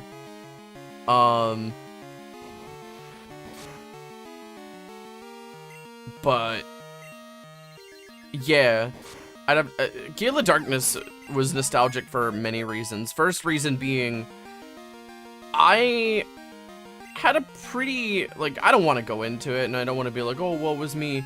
But I had, like, a pretty, like, my childhood was weird in the fact that, like, things got exponentially worse for me. Like, they just exponentially ramped up in things getting worse because, when you live in a household of people that don't believe autism exists, in the way that it does, there's a lot of things that, there's a lot of bad shit that happens that really shouldn't happen. But, it was so weird. There was like a big, how do I explain this? Everybody I knew my age, or like that I interacted with, they were all incredibly like mundane and like upset when their parents would have people over. It's like, oh my god, we have to go visit family, and oh, they're having people over, and it's so bad, and I'm so tired of it, and I have to go hide in my room. Now, for me, people coming over was a fucking godsend, because it meant, like, this is dark. I don't know if I want to say this. It meant that my family pretended they cared for a little bit, if only to save their image to other people. And also, it stopped them from focusing on me and all of the shit I wasn't capable of doing. And I got to just kind of be a kid for a little bit. Because, like, my parents were, like I said, they're both academics, and they both didn't understand, like, the shit I was going through. It was bad. It was pretty bad. Like, I didn't find out I had OCD until I was, 18 or 19. And, like, I had to hide, like, a lot of things in order to enjoy anything in my childhood. Most of my childhood was spent hiding, because it was, like, everything kind of just didn't happen properly, because, I don't know, it was always sort of this, like, if I was enjoying something, it was, like, used against me, in a way.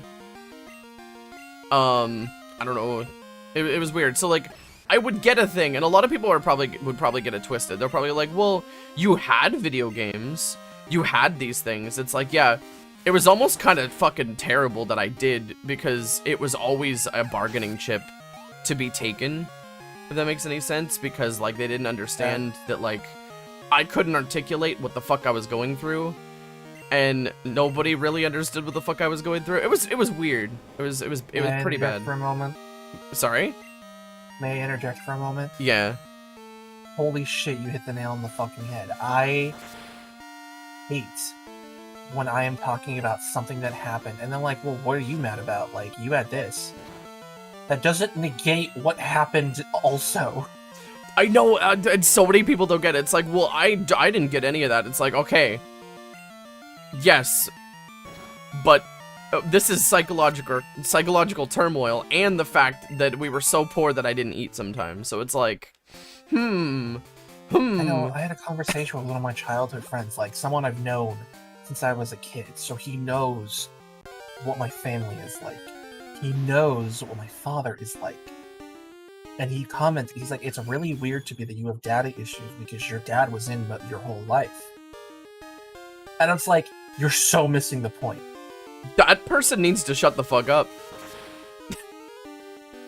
What? Oh my god. Like, my issues with my father are because my father was a constant present in my life. Yeah, what is Pokemon? What are frogs? Yeah, but I won't go, god, yeah, no, I feel you. I won't go too much more into it, but, I won't either, but, like, you really, like, struck a chord there where it's just like, oh, well, you had this thing that's, you know, out of context is a positive, so what are you complaining about? yeah, people, And it's like, that doesn't yeah. negate all the bullshit I've had to deal with, either because of that, or, I just, ugh. Some people just really don't get it. Like, some people just really don't get it, but, like, what was my original point? Oh, yeah, that's right. So, because I had this onslaught of, like, every unfortunate thing, but, like, on the surface, it's like, oh, you have a normal, good life. It's like, yeah, learning disability, OCD, autism, no money-itis, and then there's a whole chapter of my life that I haven't really talked about at all. I only really talk about, like, ages, like, born to, I want to say, like, 11 or 12. I don't talk about things that happen past 11 or 12 because, honestly, it's so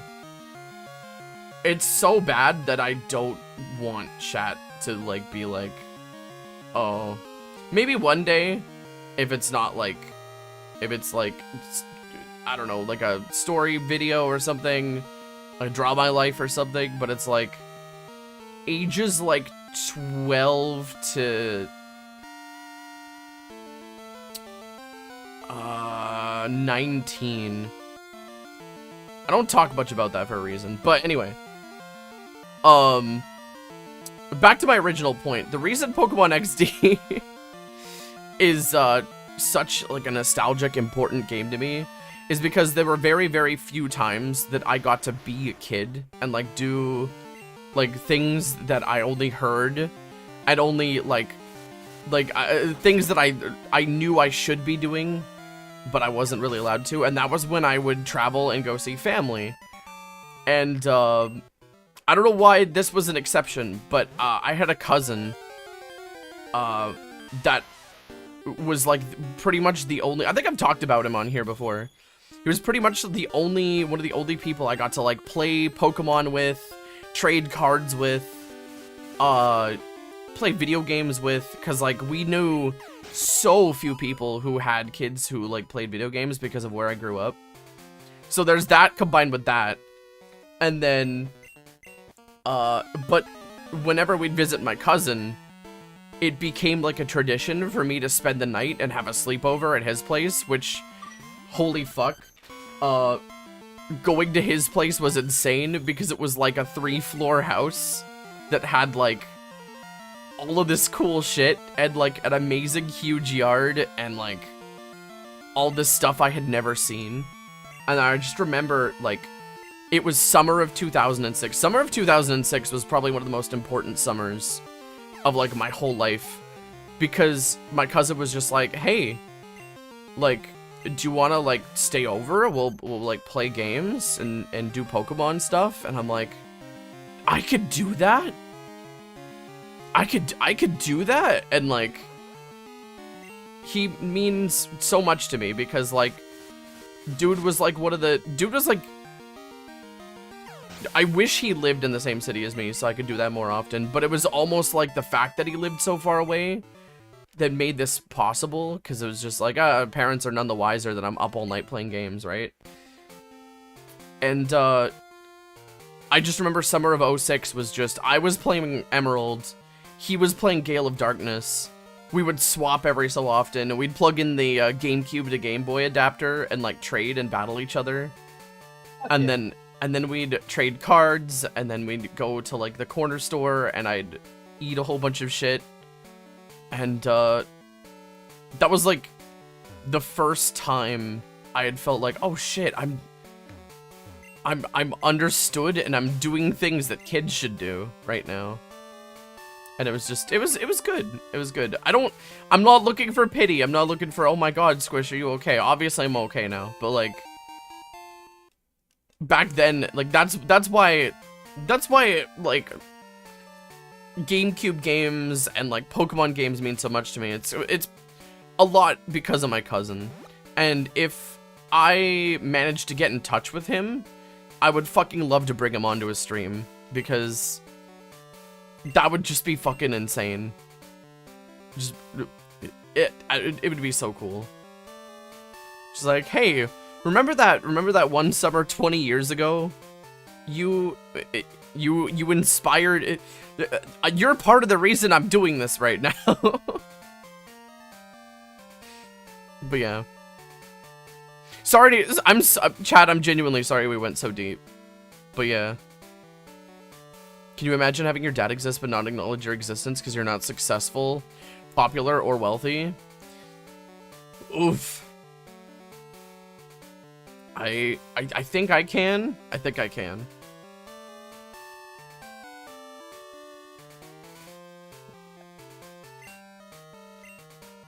Alright, we should probably go for another gym badge. But yeah, no, I'll try and reconnect with my cousin because I think that would be really cool. Sorry, I've been talking this whole time, Pan. How you doing? Oh, you're fine. Just reflecting on my own familial relationships. I'm sorry. I'm sorry if I brought anything bad up and people are, like, deep in thought now. Oh, you're fine. Just... Yeah. It does amuse me because there's been multiple times when I've been on your stream and I'm like, oh yeah, funny story from my childhood, and I just bring up an anecdote and then there's like 2 beats of dead silence and I just hear you go, oh my god. I mean, it really and that's happened like 3 times. It's like, oh, is that not normal or good? And you just the quiet, no. No. No. Because, like, there's things that people mention. It's like, I've been through some shit, but there's things that people mention that are unique enough that it's like, oh my god. How did you, you know? Oh, dude, I've made no secret about it. My father is a schizophrenic sociopathic drug addict and my mom is a depressed anxiety-ridden PTSD survivor. It's a miracle I'm not a drug addict. Like holy shit, dude. Yeah, there's definitely a lot of things that I'm very happy turned out the way they did. No worries, it's fascinating to hear about others' lives and hardships. At least I'm fascinated.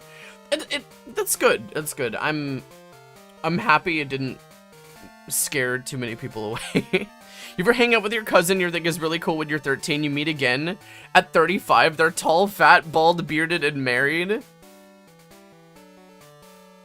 I don't know if that necessarily affects the fact if they're cool or not, though. Yeah, that doesn't affect the fact that they're cool. I'll never forget the one time I visited my cousin and he had gone like full, like, how do I put it, teenager mode, in the fact that, like, because he is older than me, like, he went from, like, looking like a kid to long hair and, like, emo attitude and, like, everything in, like, 1 year, and I just remember being like, oh no, and then that happened to me, but, yeah. I still think the universe is fucking with me because I wanted to grow emo bangs as a kid. And my hair did not let me grow emo bangs until I was well into my 20s when I was very far past that phase.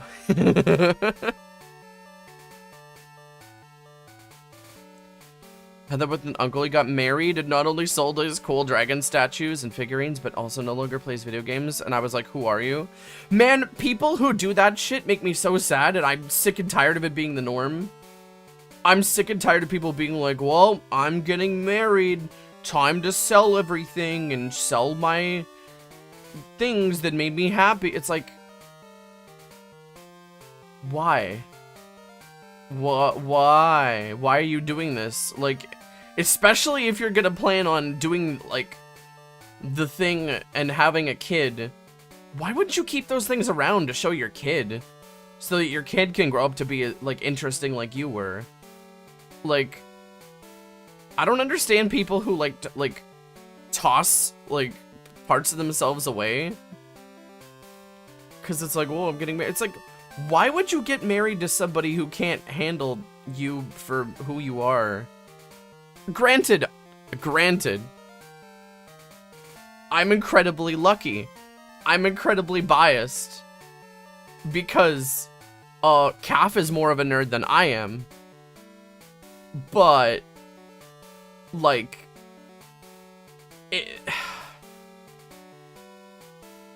I don't know. It's so weird because it's like, even if I never met anybody, like, if I didn't meet anybody like Calf, there's a good chance I'd probably not, like, here's the thing. Here's a little secret, chat. Before I met Calf, I had a lot of relationships that were pretty shitty. Mainly because I was pretty shitty. And other people were still figuring themselves out too. But like, I don't know, I had some decently shitty relationships. One of them, like, one of my ex-boyfriends was like really anti-furry. And incredibly, like, ended up being kind of really a not good person, and they only ended up showing their true colors like later in the relationship, and it was like, oh shit, and then they became really controlling, and it was like, oh shit, okay. And then after that, it was just like, you know what? Relationships are dumb, and I'm never ever getting married. I might have like a thing with people, but like I'm never ever, like, before I met Calf, before I started dating Calf, I swore up and down, I'm like, I'm not gonna get married. I'm not gonna have a committed relationship. That's for chumps, right? Granted, I was like 20, but it was yeah, and then Calf happened, and I'm like, oh shit, there's good people in the world.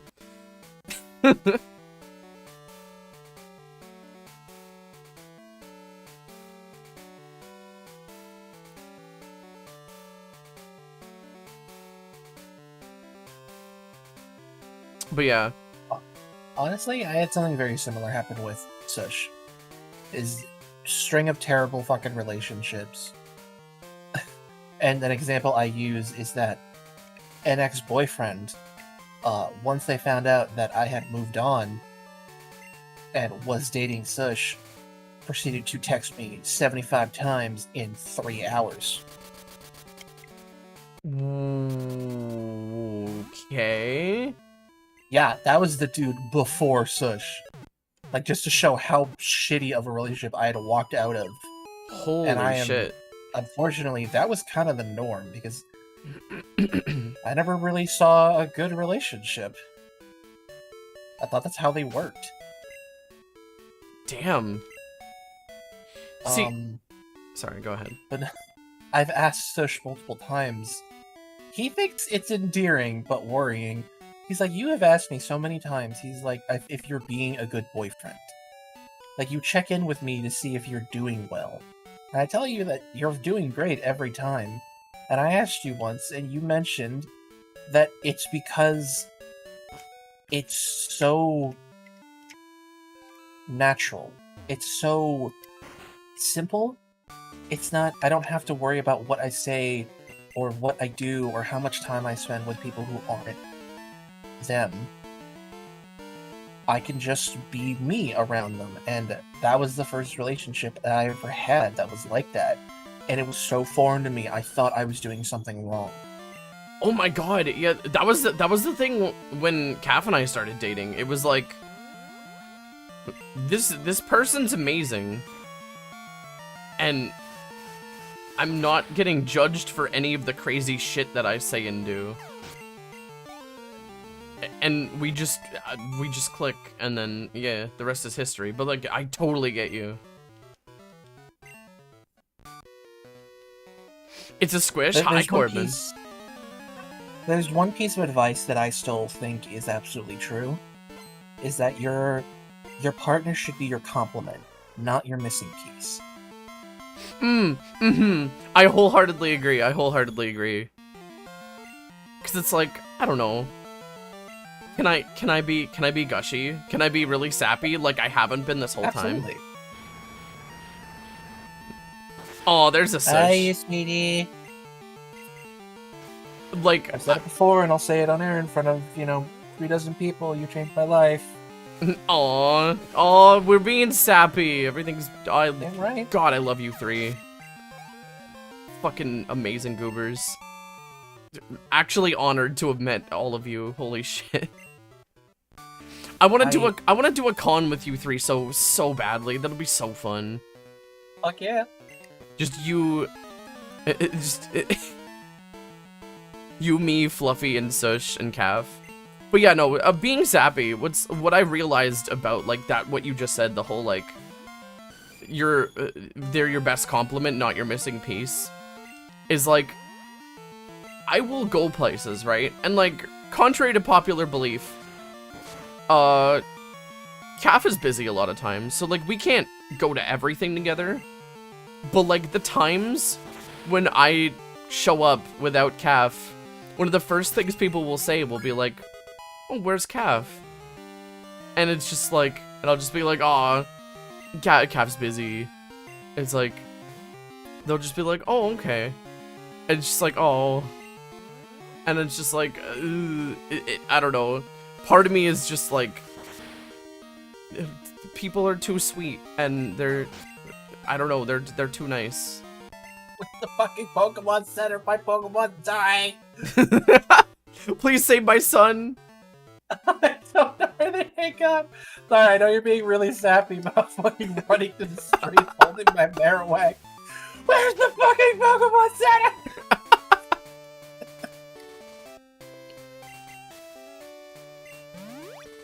Oh, lordy.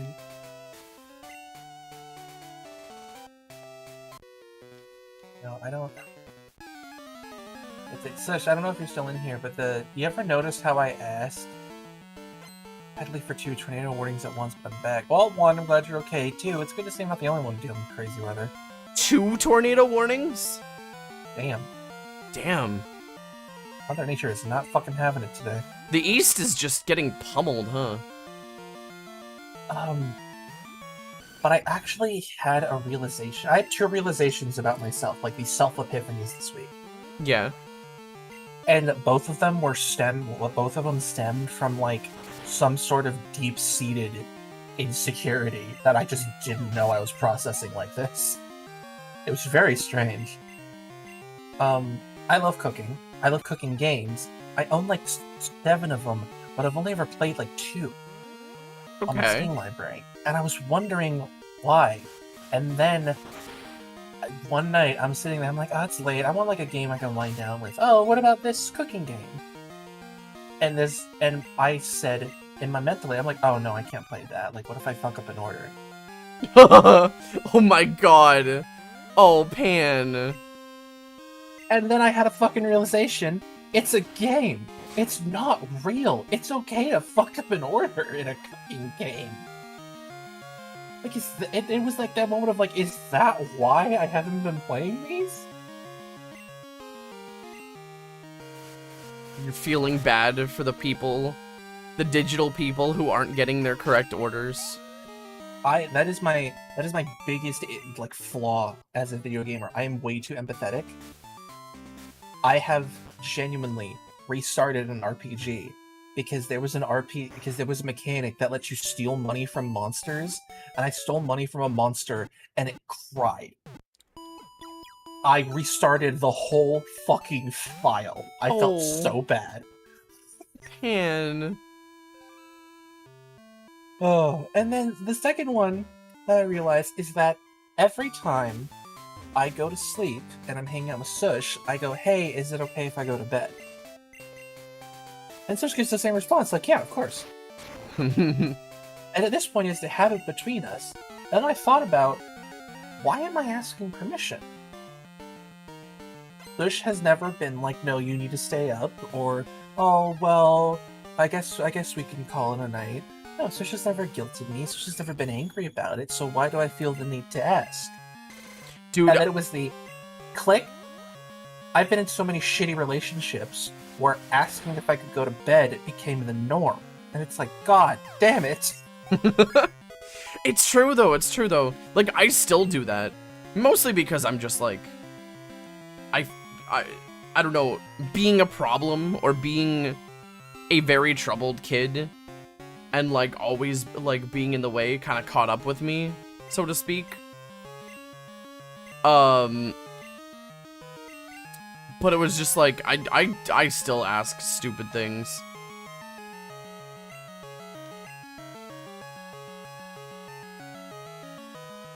Very strange. I'm having a lot of, like, self-realization and self-actualization moments this summer. Hi, Sweerie. Like, you know, you ever just, like, doom scroll on YouTube Shorts? And then you get to, like, the algorithm that's like, you get $1 million, but you have to deal with these penalties, or whatever. Perhaps it's my algorithm, but I get those constantly.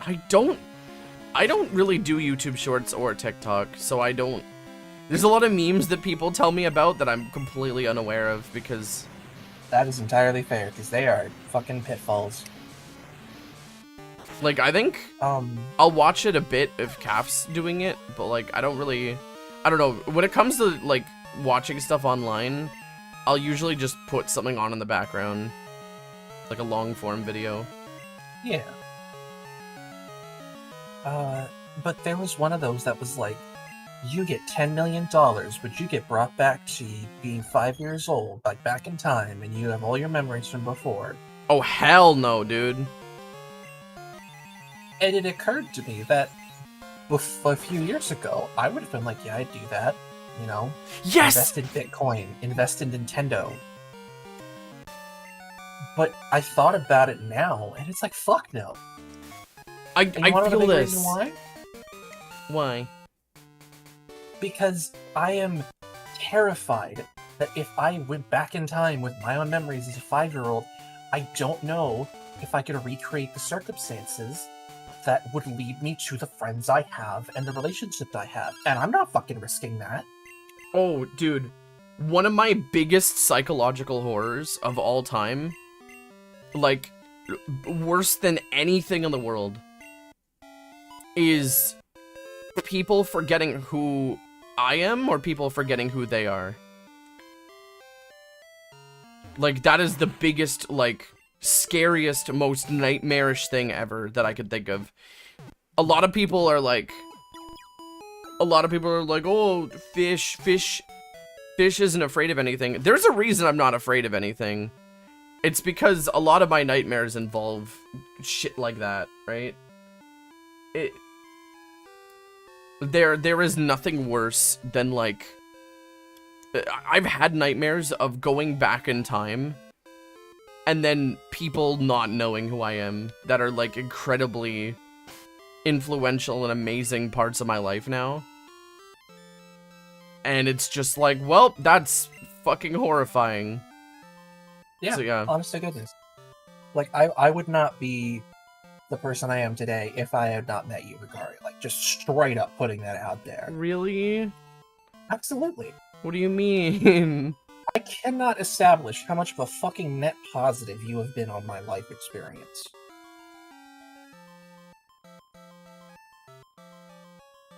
Like, metrically, without you, my life would be shittier.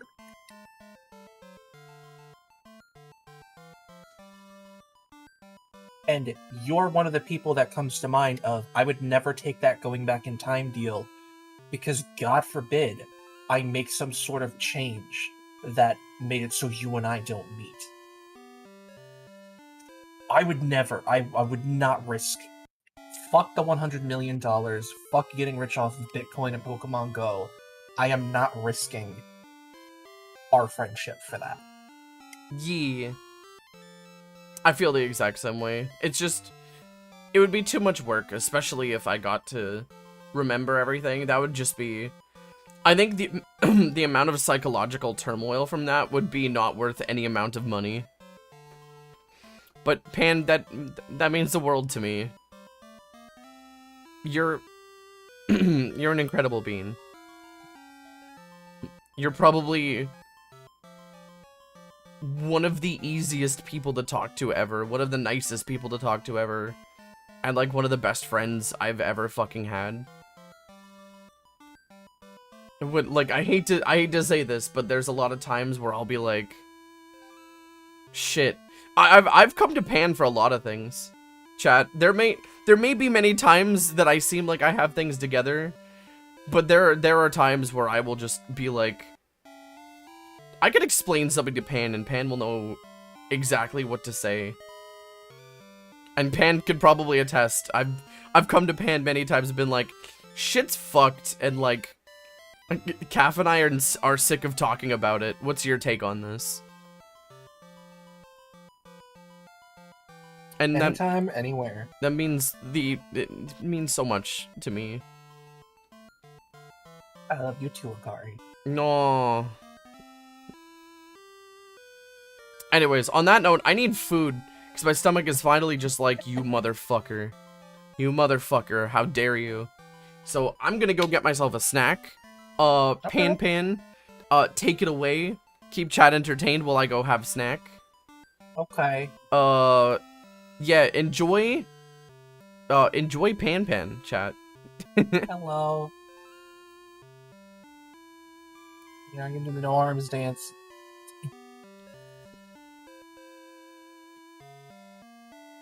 What color is your yolk? I don't know. I would assume it's some sort of coffee or chocolate color, because this version of me in particular is modeled to look like a latte. That's why I have the little swizzles.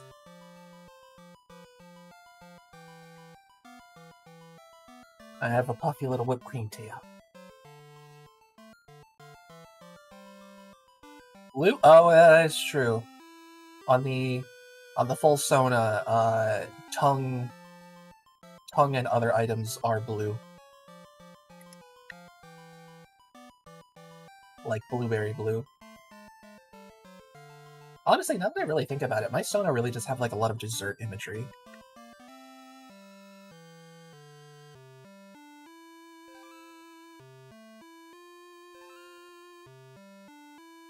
Holy fucking Zubats.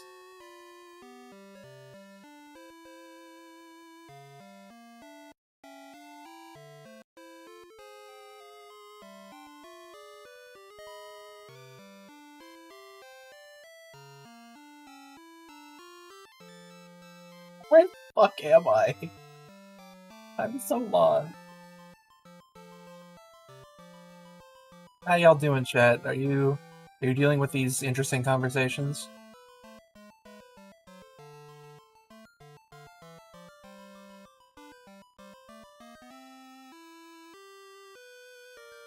For those who are listening and are willing to answer the question, I have a query. What do you think is the most underrated video game, in your opinion?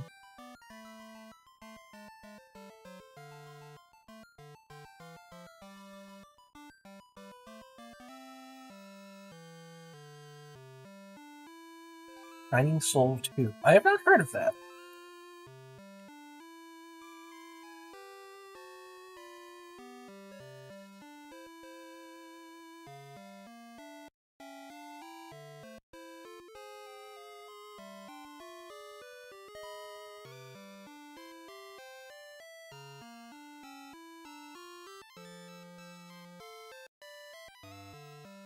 Amazing Island. Oh, you're gonna summon Calf with that one.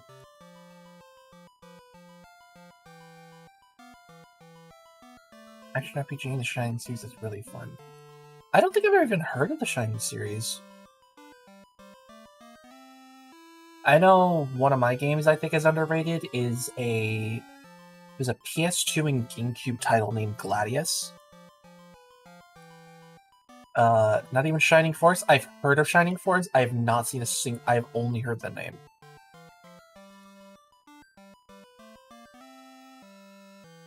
I've heard of Gladius. I think Gladius is criminally underrated. For those who do not know, Gladius is a turn-based tactics game, like Fire Emblem, except it's full 3D, and you basically build a party that goes through arenas and like arena circuits,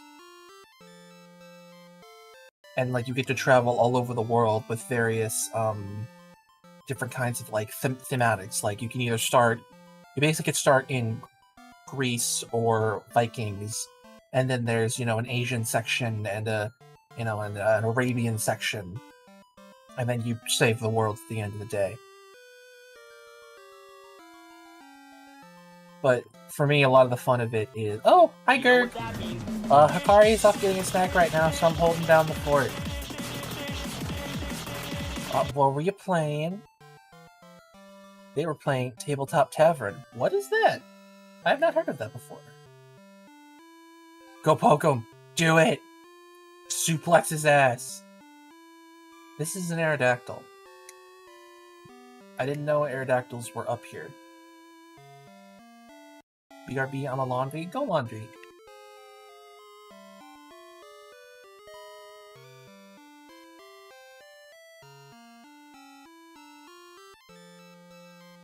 Wanted to get into Fire Emblem, speaking of which, you could wait for the new Fire Emblem game, Fortune's Weave, because it is releasing... Shit, when is that game releasing? Hold on.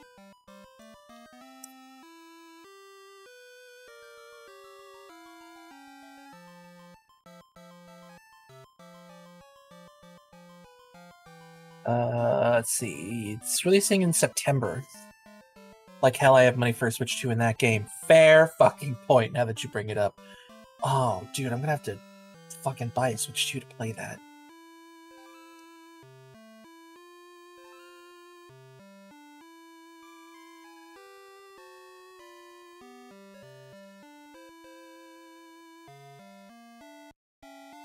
You want to know something really interesting, Darvo? Is that in one of the trailers for Fortune's Fire Emblem Fortune's Weave, there's just straight up a person with a gun.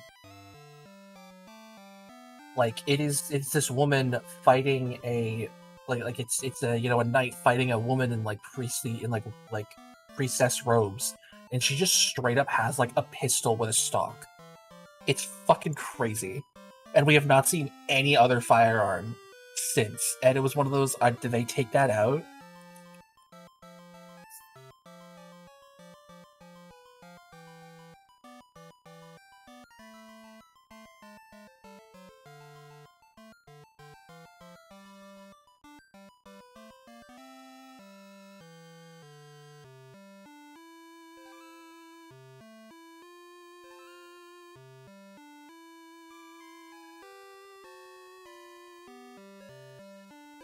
I think Tales of Eternia is underrated.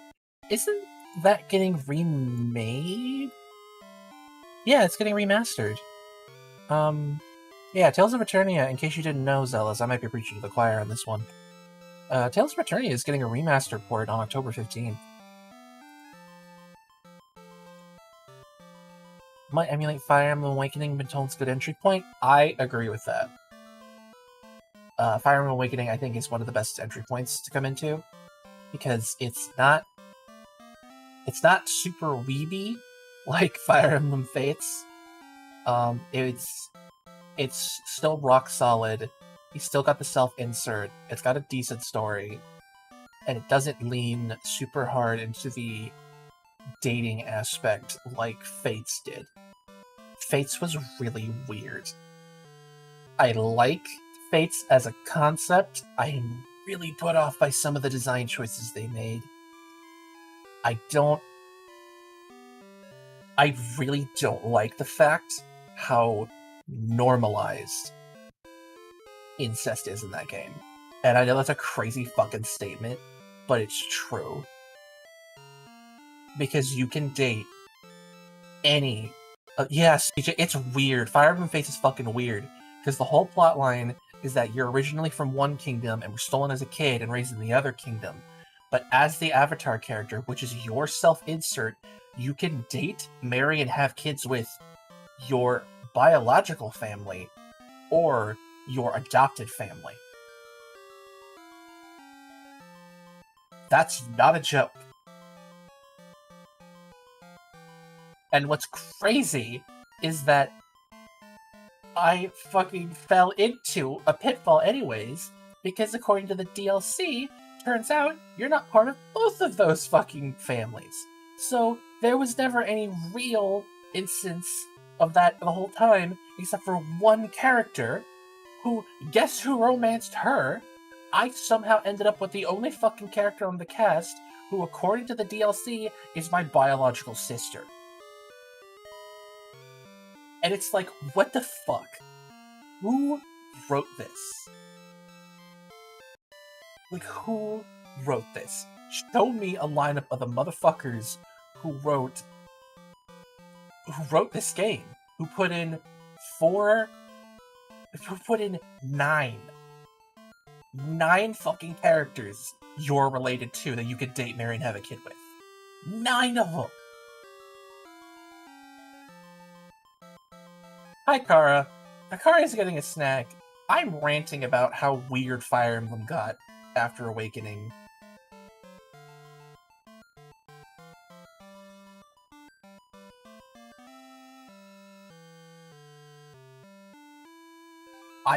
Oh, Swery, how bad is it in Genealogy of the Holy Word? Because I have never played it, but I have heard that there's a alarming amount of it.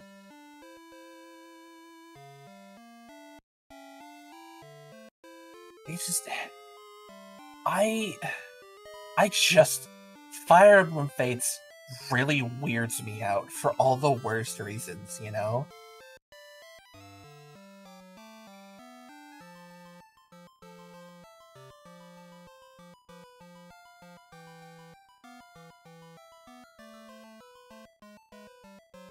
Oh, okay. That being said, Darvo, play Awakening. I'm so sorry that, like, it's literally nobility, blood stimmy levels of incest across generations. What the fuck, man? Why is this a repeatable pattern in a fucking...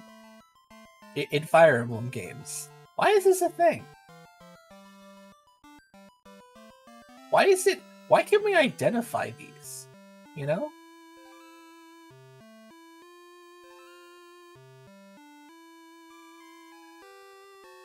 We're playing this history of Crusader Kings. I have heard that you can make some inbred motherfuckers on that game, Matsy, and I am terrified to find out to what degree. I remember I saw a post once that some dude made, like, the worst file in Crusader Kings, where the family tree was essentially a stick and had the most inbred motherfucker as the Pope. And it's like, what is this game? It's so strange to see people take games like that and then just do something crazy with them out of context.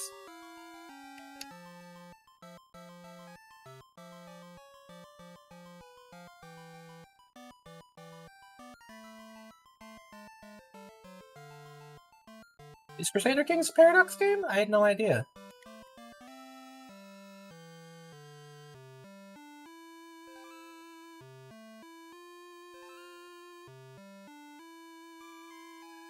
Maybe you get a critical hit. Second biggest game. Oh, wow.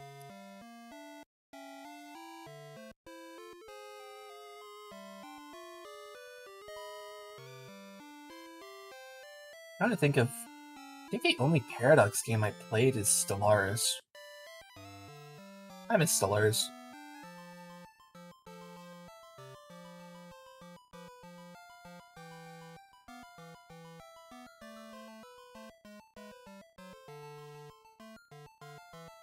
I think the last time I played Stellaris, it was on a, it was on, Hello. I think it was on Sam Stream. Hi! Okay, so Gerg rated. Do you want to Yes. know what this motherfucker did? Are you ready? What he did. So, I will let you guys know. So I'm in the kitchen. I'm making myself a snack, right? Gerb comes in. We start having a conversation, right? Now, Gerg doesn't say a word about raiding me.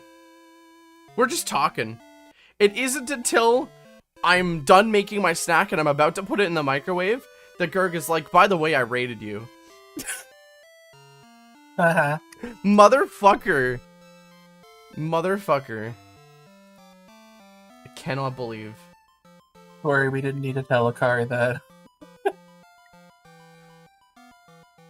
Okay. All right. What did I miss? What were you guys talking about?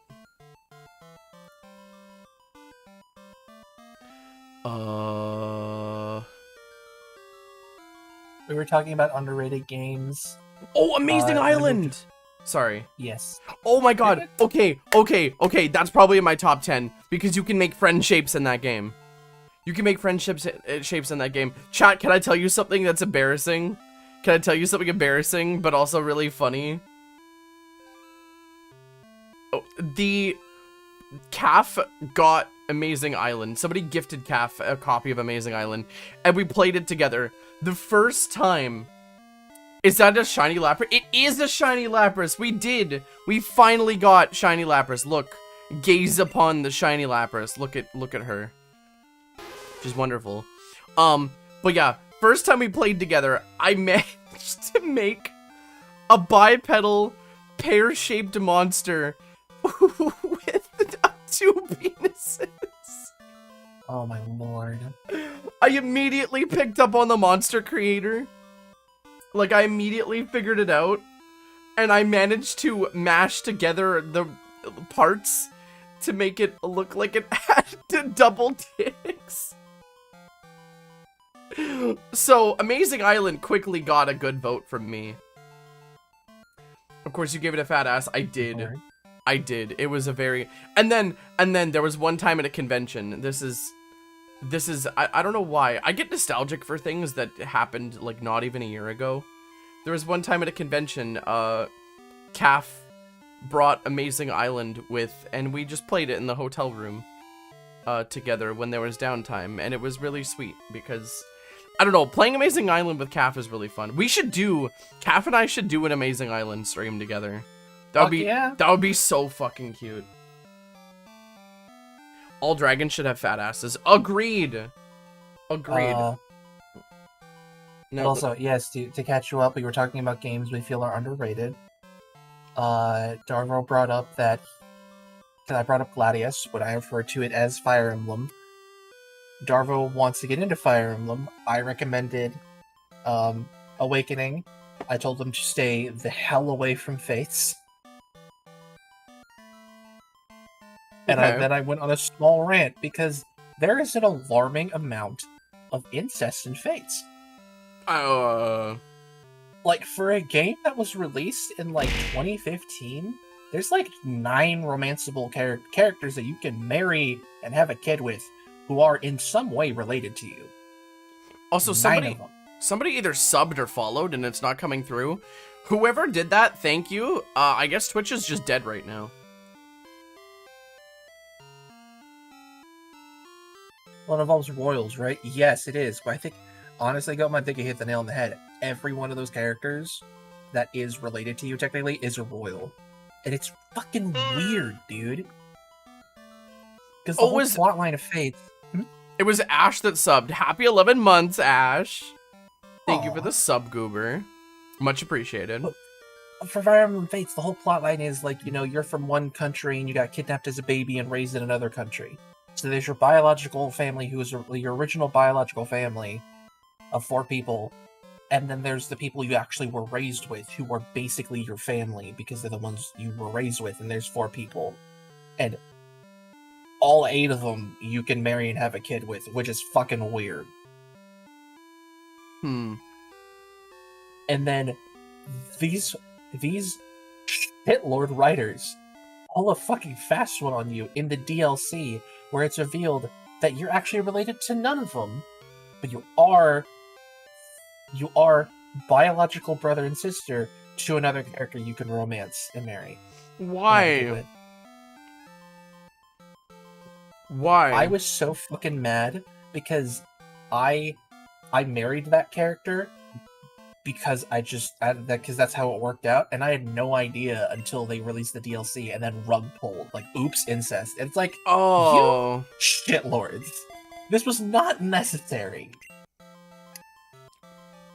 I don't get it. It's fucking weird. Nine characters that you can romance are related to you. That is, I don't want to say it's an absurd amount, because an absurd amount is one character you're related to that you could do that with, but fucking 9 of them? That's really weird. Is this a Japanese game? It is, right? It's Fire Emblem. Oh, okay, yeah.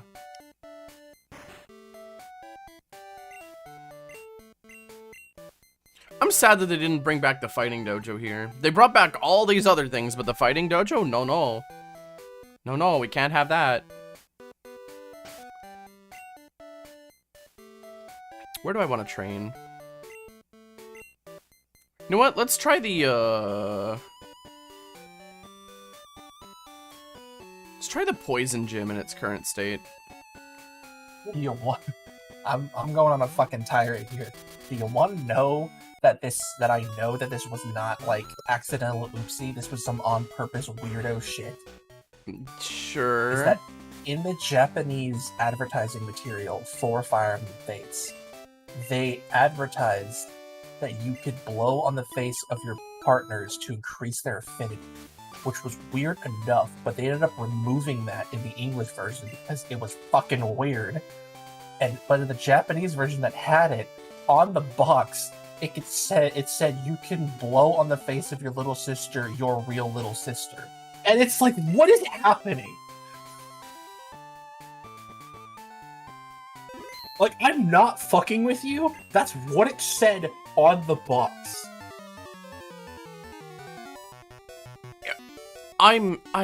Oh.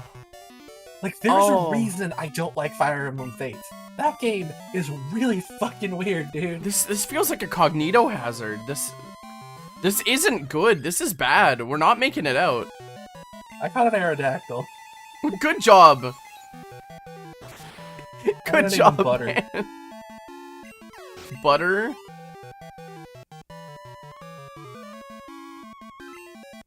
I only played the one with Lyn, Blazing Sword, or Binding Blade. It's a good one, that's what you have to be worried about. I made chicken fajitas. Fuck yeah. With a, garlic tomato, filling.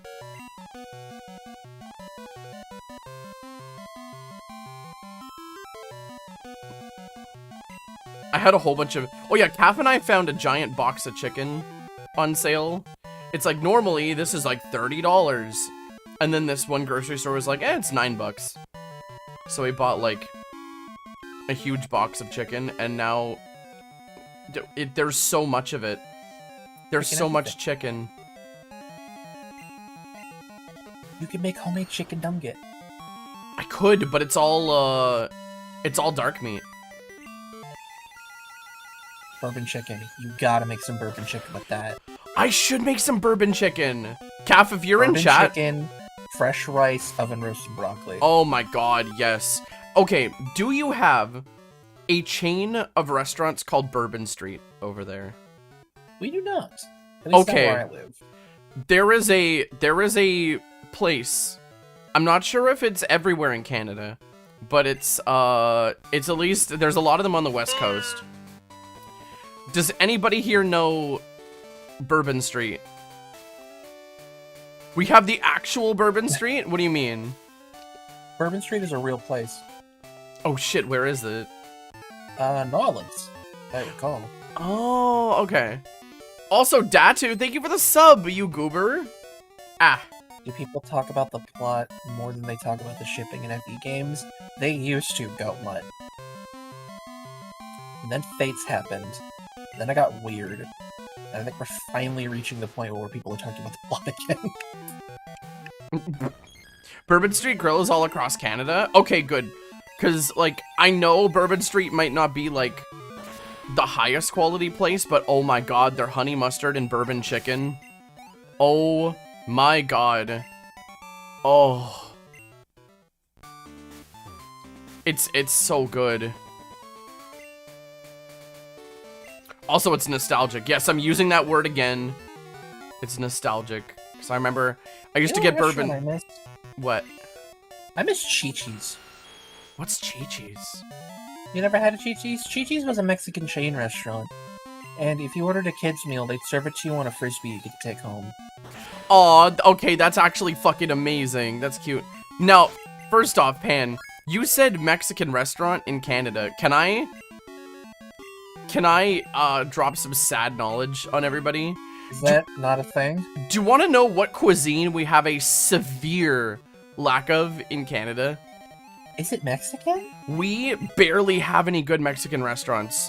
Like, we have everything else. We've got Chinese, Korean, Taiwanese, Japanese, different forms of all of them too. We literally have like from certain specific areas of Asia.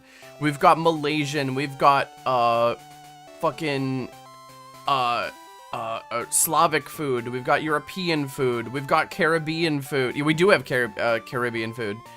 Oh my god, have you never had a Cancun burrito? I might have. I don't know. All I know is we have like everything here except for like a lot of good Mexican. Like finding a good Mexican restaurant, you could do it. There's just few and far between for a city this big.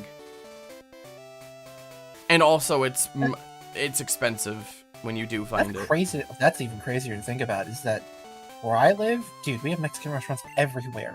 Yeah, see, there's a Mexican restaurant every 2 to 3 blocks, and they are the cheap options around here. Oh fuck, I'm in Lavender Town. Okay, I do want to say, when I do the quesadilla parties at conventions, chat, and those of you who have been to one of my quesadilla parties, you know what it's about. My go-to, because it's one of the most delicious and cheapest things to make, I will make,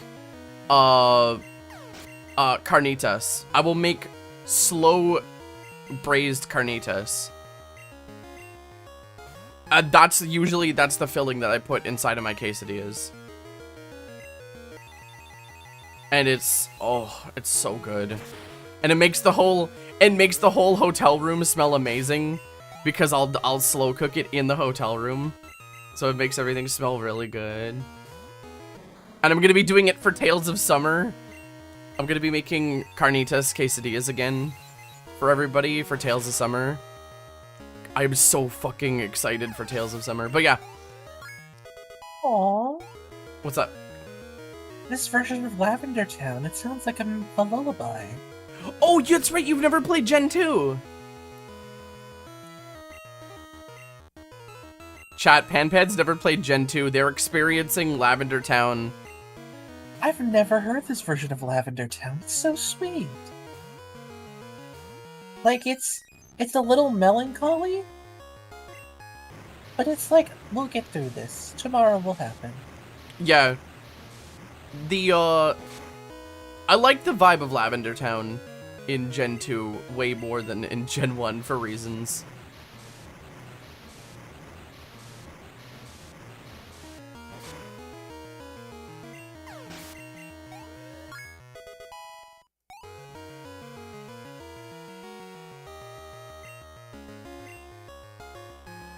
But yeah, I am so excited for Tales of Summer. For those of you who don't know, what Tales of Summer is a con that is just starting. It's like the first, like we used to have a summer con in the Vancouver area, and then it disappeared for like years and years. Tales of Summer is a summer party con. It is a furry con that is just 19+ themed. So it's parties, it's after dark vendors, and it's gonna be, it's a short one, it's only 2 days, but if it gets really popular, it's probably gonna extend to 3 days. But I'm so excited because it's 19+. Chat, we're getting a 19+ con. I'm so fucking happy. I'm so happy. And I'll explain why. I don't like children.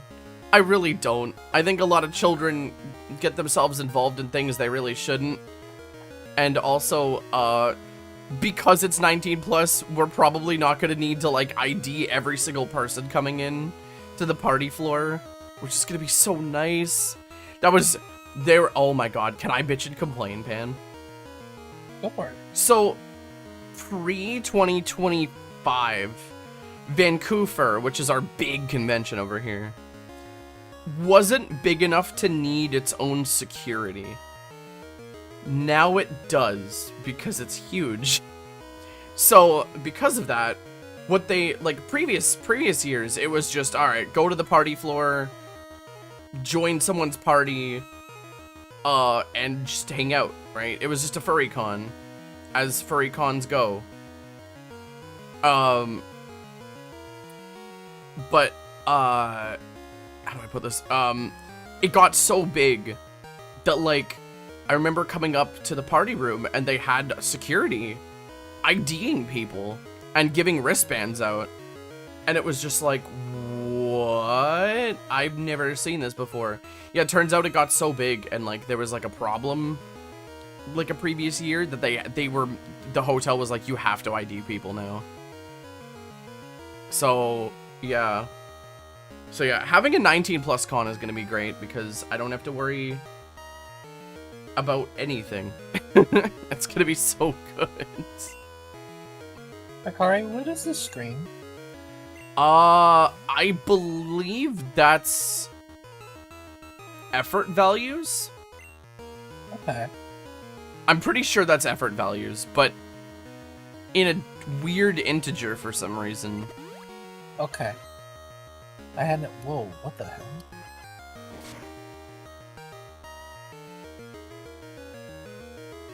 Oh, base stats. Okay. Oh. That's really cool that they added that. Stats, stat XP, base stats. Okay. Yeah, it's weird that they have effort values in digits like that. That's,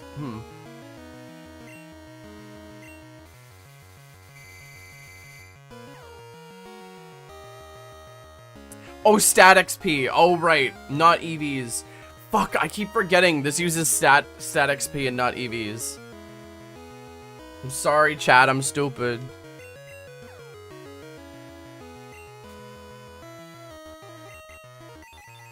God, Gen 2 programming must be, like, nightmarish because it's not quite Gen 1, and it's definitely not Gen 3. The programming in Gen 2 is so unique in its own way. It's so funny.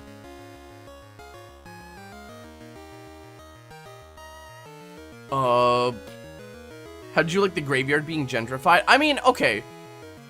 I don't agree with it, but I like the music, at least. I don't know. Maybe they thought it was too dark for a kid's game. Welcome to the team, buddy. I think that's a good name for a shuckle. Do you have any good Trini places? I don't know if I do. What do you think, Fish? Oh, Gobstopper, oh. He's like the candy, everlasting gobstopper. Oh, I love him. I love him. That's such a good name, too. I'll never forget the first time I had a Gobstopper and I couldn't finish it. And I was like, why do people get these? I mean, considering I live near Vancouver, there's probably a place that does good Trini food. Okay, hold on. Oh. Okay, turns out there are some good spots. Oh my god, that's... No fucking way. No fucking way. This is on one of my delivery routes. Oh, this is on one of my delivery routes. You know what I'm gonna do? I'm gonna order from here. I'm gonna order from this place. And if it's good, I'll let you know.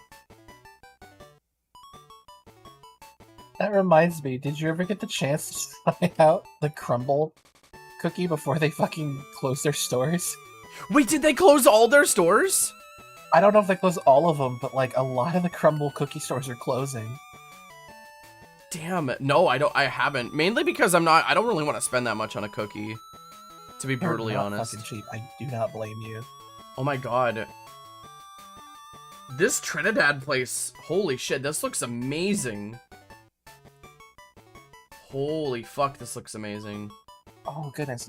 So there's not a ton of like crazy food places in our town, but I think. Do you like smash burgers? I do like smash burgers, but only if they're priced accordingly. You know what? Let me double check the price. There is a particular smash burger place like down the street from my house. The name is a bit on the nose, Man, but food's so expensive now. I'll admit their food's a little greasy. Like, you should eat it over the thing they give you because it's gonna leak grease. Mm-hmm.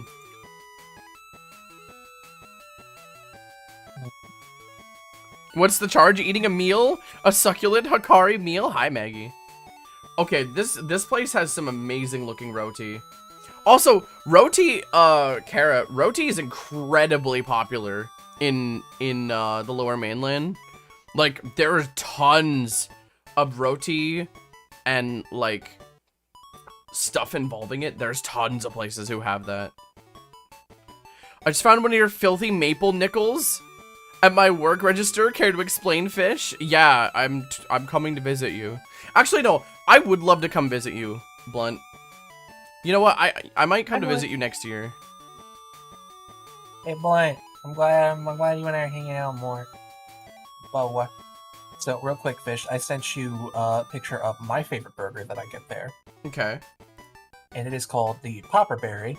It is so the main things is a smash burger, toasted bun, a jam barbecue sauce with jalapenos, cheddar, cream cheese, bacon, and then a fried cheese crown. And I think it's like $10.50. Oh my god, that looks amazing. Yeah, Hi, this thing, Kumori. like, it is this little hole in the wall next to like an abandoned townhouse because a meth lab blew up there. But it's such good fucking food. Such good fucking food. Now, what's the price like? Sorry if you said already. $10.49. For just the burger, for a combo? I think it's for the burger. Ooh. Like for burger or drink. That's rough. But if it's good.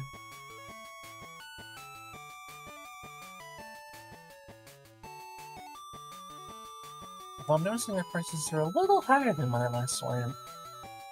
10. So 10 something US for just the burger? A burger and a drink, I think. I mean, if it's a good burger. If it's a good burger, it's probably. Yeah.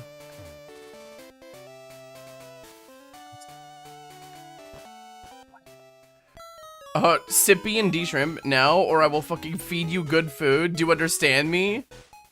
Oh, the door's open, Maggie. Look at restaurants in Atlanta.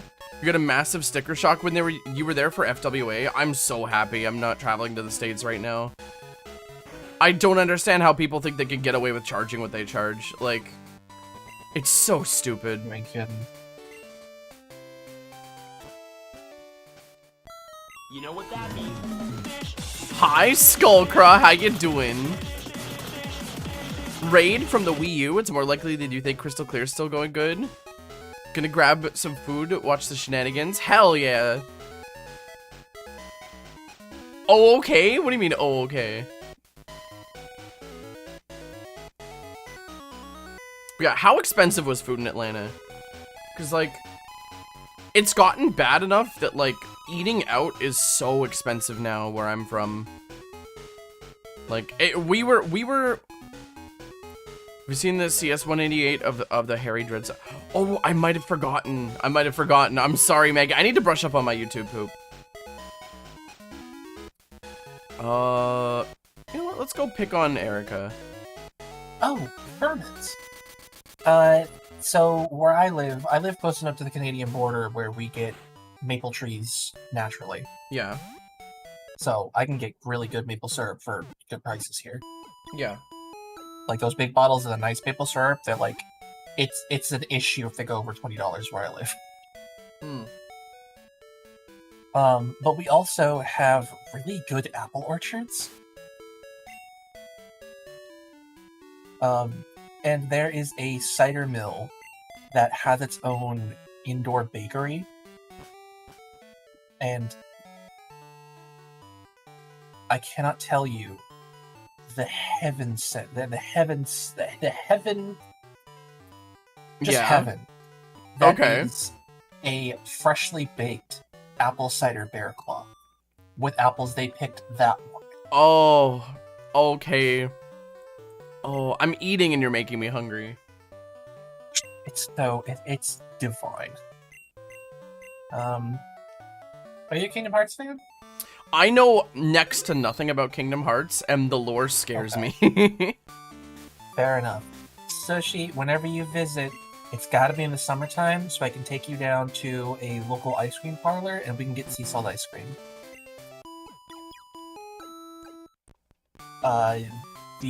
A friend of the family owns an ice cream parlor that he created, like, you know, like the blue ice cream on the stick that's like iconic with Kingdom Hearts. They brought back DMing on YouTube? What? Really? And it's And ass? it's ass. So nothing's changed. Oh no. But he made his own sea salt ice cream. He made an orange cream skull called White Tiger. Oh. Bear in mind, like, he does not buy his ice cream, he makes them in-house. And he's in a band called the Waddle Dees. Oh, that's awesome. Wait, the Waddle... Wait a second. What do you mean? Yeah, he's a bassist in a band called the Waddle Dees. Why does this sound so familiar? It's the Waddle Dee from Kirby. Yeah, I know, but hold on. I think I've heard of this band. Hold on.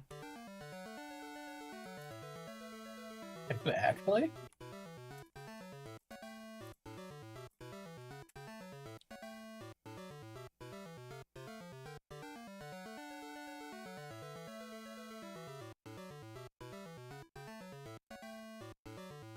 Why does this sound so familiar? There might be... I might be wrong. I could be very wrong. I could be completely stupid.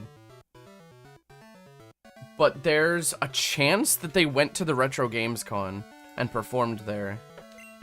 Would not surprise me. Do you remember what they looked like? I don't... Okay. Mr. Streamer? No, Maggie. Okay, I have seen that one. I have seen that one.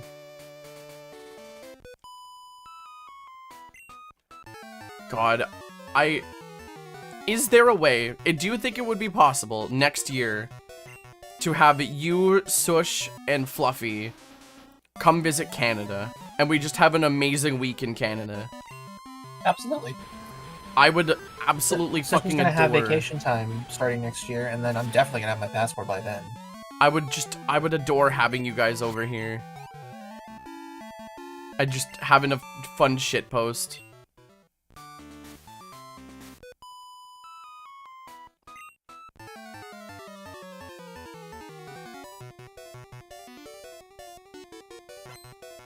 Trying to think of, like, things to do in my town. We have one of the few surviving malls. Do malls not survive over there? Oh, no, dude, no. COVID wiped them out in America. Can we visit some, like, barely surviving malls together? Because I love that aesthetic. I love the aesthetic of malls that, like, barely have anything open. They're kind of empty. That is, like, one of my favorite vibes of all time, Pan. The mall near where I live is still surviving somehow.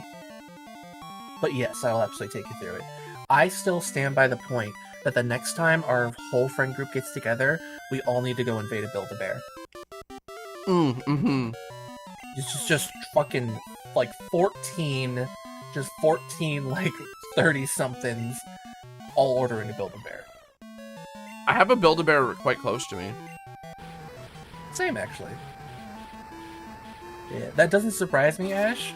But like a lot of the malls in smaller cities, I think since COVID started, I think what was it? 58% of all the malls in America have closed. Like permanently. Wow, really? Yeah, no, COVID wiped them out. That's so sad.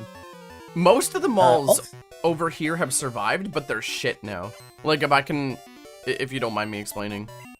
Very good. Like, a lot of the malls in the early 2000s were good. Like, they were really good. They had stuff that people did, right?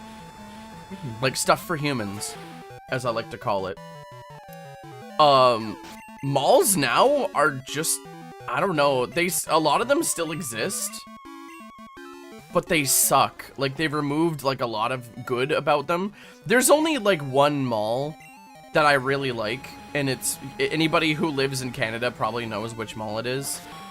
But, like, all of the other malls are just for rich people now. It's just a rich wank fest. It's like, oh, you want to buy a $2,000 shirt? Do you want to buy a $5,000 piece of jewelry? Do you want to, like, malls aren't for fun anymore. They're just kind of fucking awful. Oh, yeah. So real quick, Ash Gray Tree, yes, the mall that is in my town is shaped like a gun. And the rumor is because it was funded by the mob. That's not a joke. Akari and Koba have seen it. It's shaped like a fucking gun. It's a gun. Is panda egg edible? Bite me and I'll moan.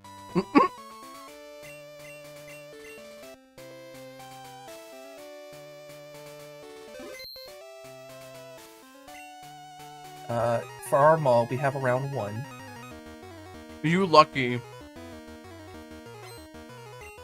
was weird. They moved in and took over a whole wing. You're I'm so kind of surprised lucky. they moved in. Like, we have arcades, but I wish we had round 1. Where I discovered Groove Coaster. Oh shit! Wait, oh that's right, you played Groove Coaster. That's one of mine and Calf's favorites. In fact, one of the bonding experiences I had with Calf, like when we met, was learning to play Groove Coaster from her. It was wonderful. But yeah, hi Mumbina, Hikari, how gooey, squishy, and warm are you today? I'm about 6 gooey. I'm about 8 squishy, and I'm about 8 warm. I hope that answers your question.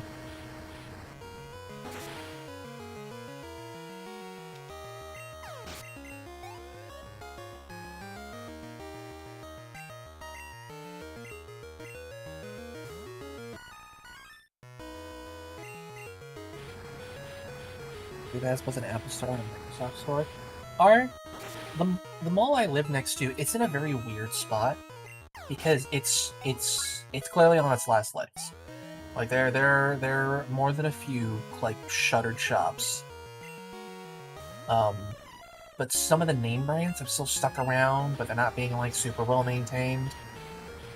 And then there's a lot of like local businesses, like the AT&T store moved out. And a local winery moved in. Ooh, I like wine. They have a bunch of, like, you can test as much wine as you want. They have, like, seasonal rotations. It's really interesting because we had a Starbucks in the mall, and there was a dispute with the workers, so all of them quit, and none of them came back. So that Starbucks died. Oh, Like, I it's been heard about shuttered that. and closed for like 8 years. I heard about that. That was fucking insane. We have jewelry shops. We have vape shops. There's clothing shops everywhere. But then there's a tattoo parlor in our mall, Damn. and it's right next to the eyeglass place.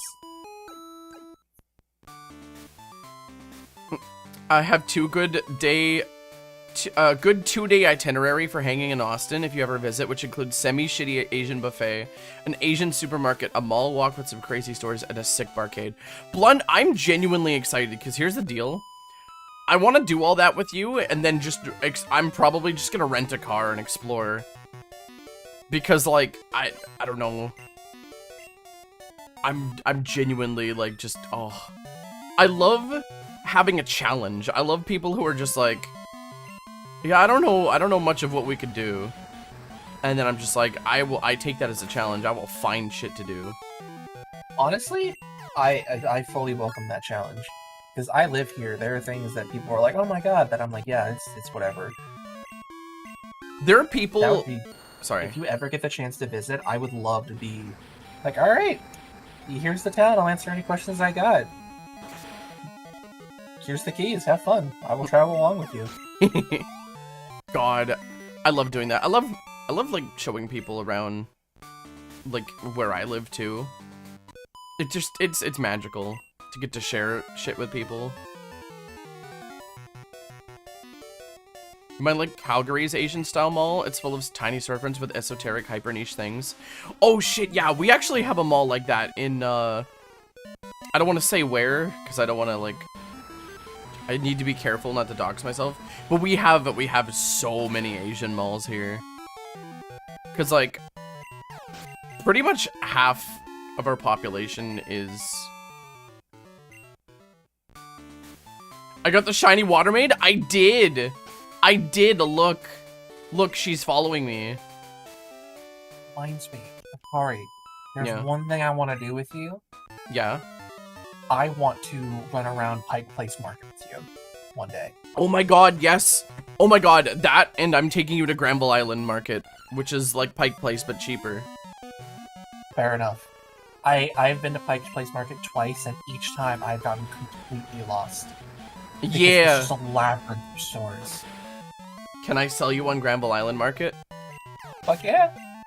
Okay, imagine a shipyard where like boats were that have it has all of the docks and like it's right on the ocean and it's got all of this like stuff in the ceiling from the day it used to be a shipyard and it's been converted into a giant marketplace full of like tons of like amazing shit. We've got like butchers, German bakeries, Asian stores, fisheries, candied salmon, like one of the best veggie and fruit markets you'll ever see in your life, fresh pot pies, a tea company, a coffee place, an Indian place, a Japanese place, a pickle salesman. Yeah, one time a pickle salesman moved in and he's just been there for years now. All he sells is pickles and they're really good. But yeah, God, oh, I cannot wait. I cannot wait to show.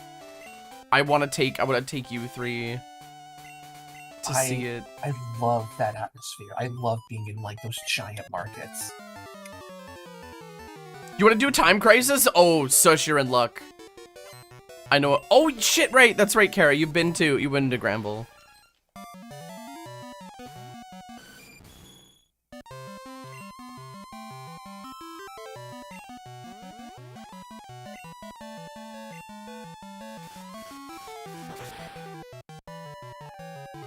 Ooh. Ooh.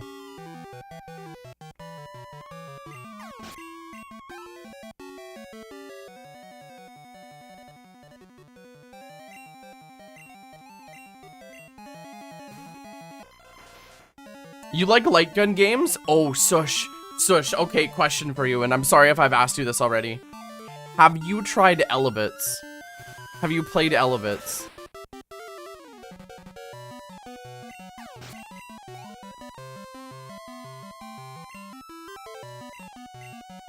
Ari, are you ready to cry? Yeah. I was going through my storage closet, and I went through my archive of games, and I found Elevates, like my copy of Elevates. Oh, you have a copy! Yes! At least I thought I did, because I opened the case and it was empty, and I don't know where the disc is. No, that's so sad. I have no idea. That's depressing. Okay, Sush, if you like light gun games, you need to try Elebits. You can play it at my house when you come visit. I have it on, I also have it on my PC, but it's not the same because you use a mouse on the PC. You never owned a Wii, god damn. Then again, people think I'm crazy because I never owned an N64, so I guess it's not too out of nowhere.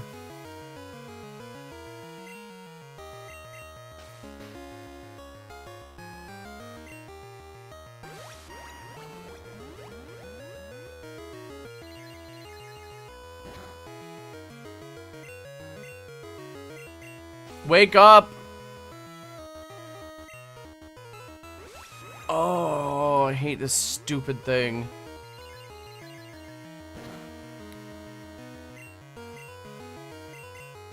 You grew up on N64, PlayStation, and Xbox for multiple gens. Yeah, so like, in terms of gaming, I started with a PlayStation 1. My first TV console game was Spyro. My first game ever was Spyro. The first Spyro. And then when I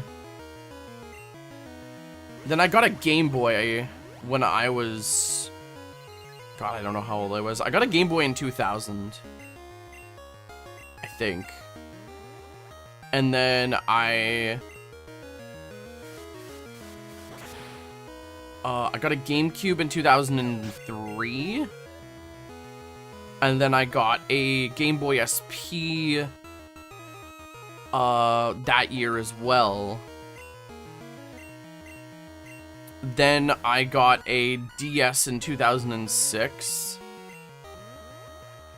And then I got a Wii in 2008. And then I got a 3DS in 2016.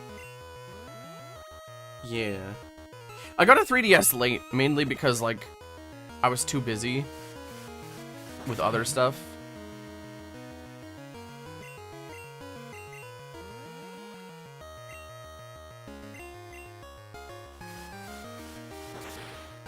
What are my opinions on Cinder? Okay, are we talking, like, Cinder from like, Hero's Tale and, Dawn of the Dragon?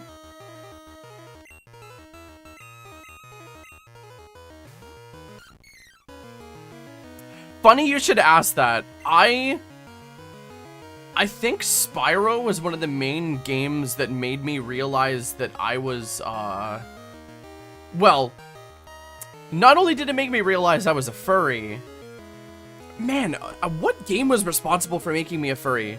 I'm trying to place it. Like, it's either, I think it's a group effort. I think it's a combined effort. Because, like, Sonic is part responsible for it. Pokemon is part responsible for it. Spyro is part responsible for it. What other games have made me a furry?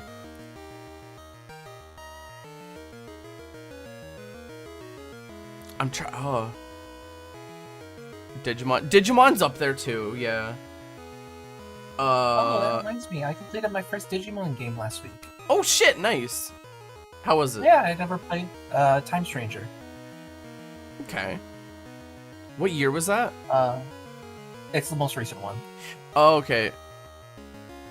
Ember in Hero's Tale made you feel things that is a little I was a little irritated she only fucking right? Fucking Ember only appearing once, it's just like, alright, here's a cute character and gone. It's like, wow. Okay. Yeah, no,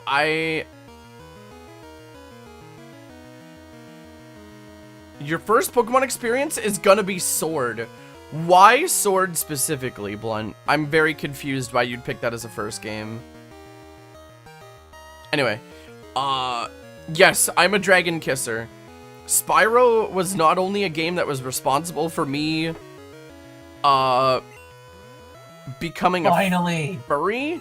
Spyro was also probably responsible for me realizing that I'm bi. Oh my god, it's been forever.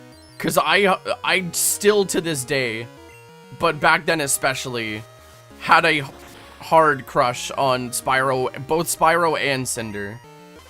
I both of them are very yes to me. Especially in Dawn of the Dragon.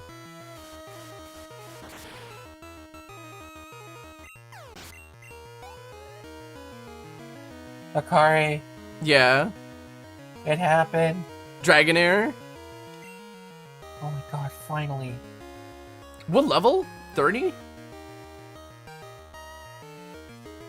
Hey, let me double check. Oh shit, Sacred Edge. Ooh, nice. You want to say something about Crash, but it's probably against TOS? I mean, you could DM it to me first. Just run it by me, maybe? Sush, I was obsessed with Dawn of the Dragon. I'm still obsessed with Dawn of the Dragon. Calf and I want to do a co-op playthrough of Dawn of the Dragon on stream at some point. I think that would be super, super awesome. The element combo, yes! Oh my god, I love Dawn of the Dragon so much. Sush, why are you so cool? Sush, why are you so cool, huh? Also, and for me, my gateway was 1000% Pokemon. Fair enough. Like, I've said it on stream, how I discovered pornography, and it was because of Pokemon. I went to look up how to evolve Truby into Cherubim, and then I saw a picture of Misty riding Mewtwo over his cowgirl, and it just went downhill from there.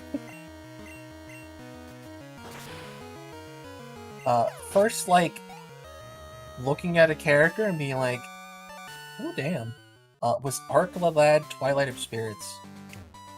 Because there's a fucking Wolfman character named Volk. And this really should have been a precursor, because his personality is dad. You're adorable.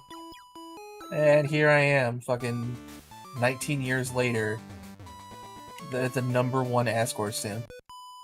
Yep, fair enough, fair enough.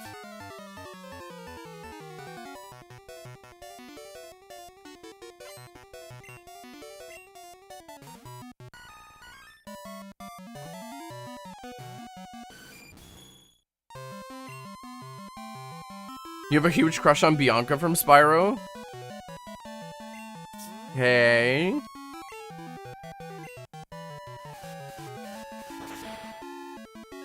God, I remember I was so obsessed. I remember I managed to have some semblance of a birthday party for, I believe, I don't remember what birthday it was, but I do remember I had just, Spyro had just, Dawn of the Dragon had just came out. And I remember being like, we're gonna play this together, and like my friends were so like, Squish, this is kind of lame, but we'll humor you.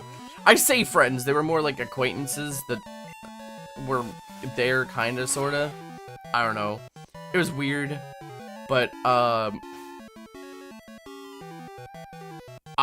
remember forcing them to play Dawn of the Dragon, and I shit you not, I made them play it for 16 hours. God damn. I was determined to get as far as we could.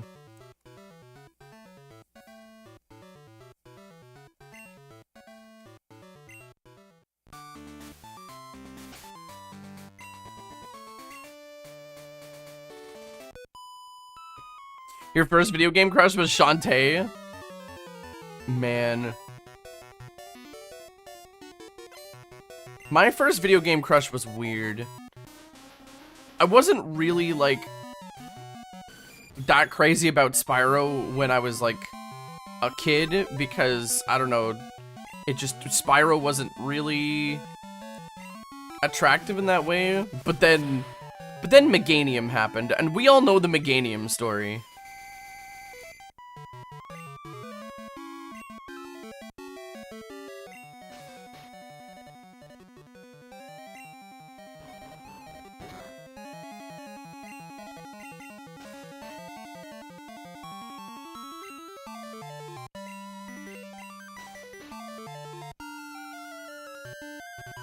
Neopets, man.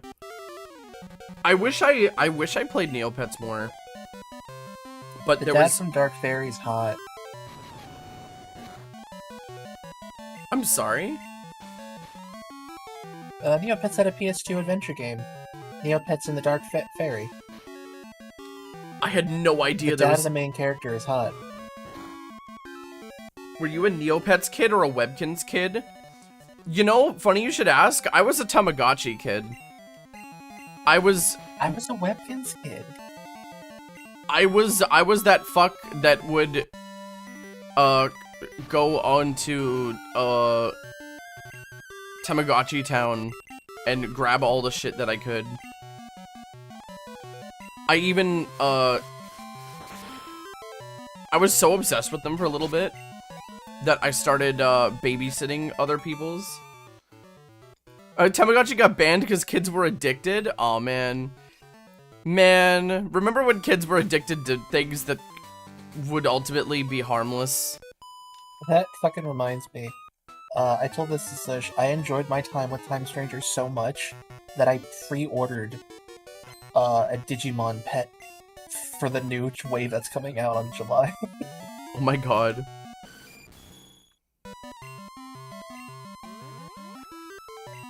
That's like, Kamora, you want to talk about, like, classic shit? How about Road Rovers? I don't know what this is. Road Rovers was an American cartoon where the pets of international leaders would go into a laboratory and become hot furry people to fight crime around the world. I'm sorry? Okay. There was a golden retriever from America, there was a border collie from France, a Siberian husky from Russia, a German shepherd from Germany, a Lopso Opso from somewhere else, and then they had one of them that didn't go through the transformation correctly named Muzzle, and he was just crazy. Okay. Oh, how am I just finding out about this? Yeah, it's Road Rovers. They're all presidential pets, and then they go to the secret lab, and then they all wear, like, they come out as anthros wearing skin tight suits. I've never heard of this. I need to grab it for my Plex server. Of course you have a Plex server, Kara.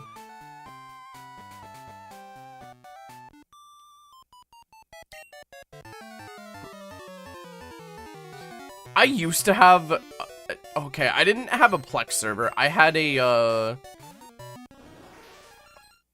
dedicated, like, work group kind of thing. I had an Xserve that just, I made it so that, like, earlier smart TVs could access it if they were connected to the internet.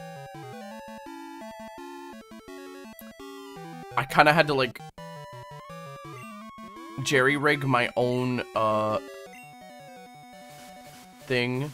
It had 41 terabytes of content on it. Man, holy shit, I only had 6 terabytes. I've also never heard of this. Every time I talk about Road Rovers, people go, "What the fuck are you talking about?"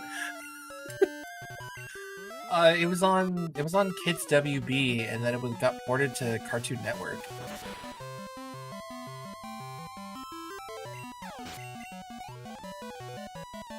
You went to college there?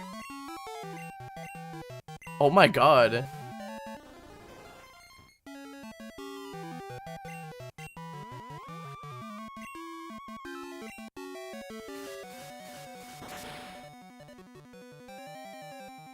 Here you go. To prove it's real, I'm sending a picture of the series to Darkari. I gotta see this. Bullshit, no, it was on Cartoon. It was on Cartoon Network! Oh no. Oh my god. I totally understand.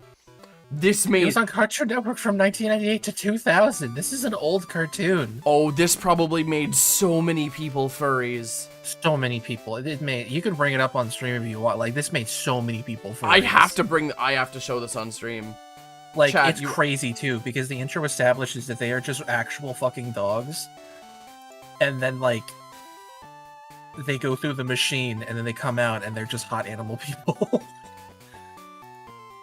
Chat, look at this. I need to establish that that is not metal armor. They describe it in universe as form-fitting rubber.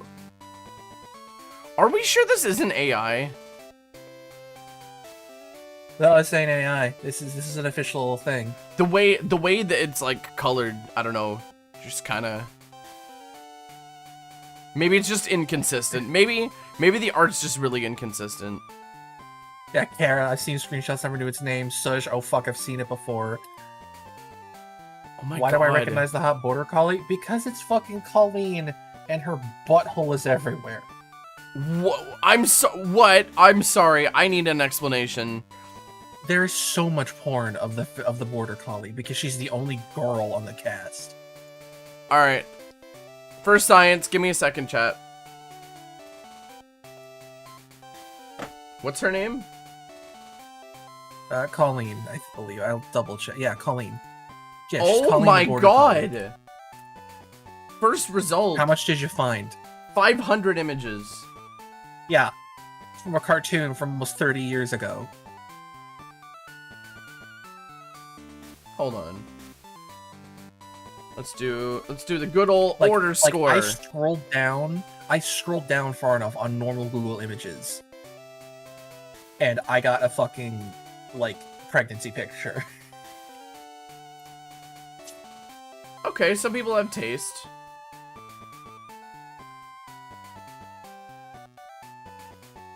I'm seeing some artists I recognize here.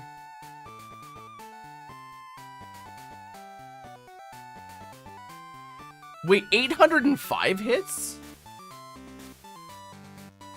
Why am I seeing less than that? Oh, probably because I have filters.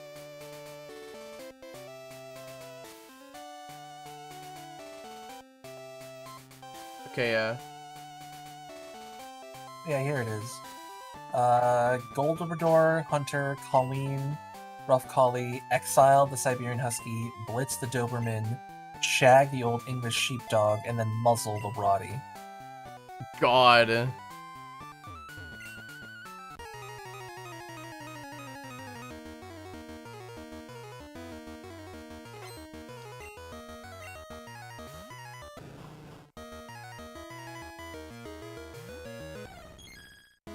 Oh, and their main enemy is an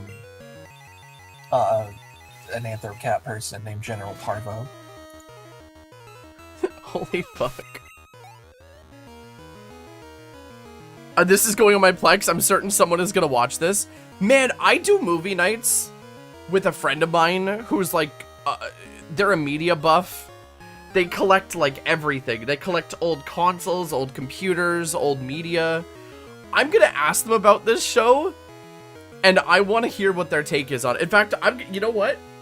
I'm gonna message them right now. So many people don't remember this show because it was only on air for like 8 months.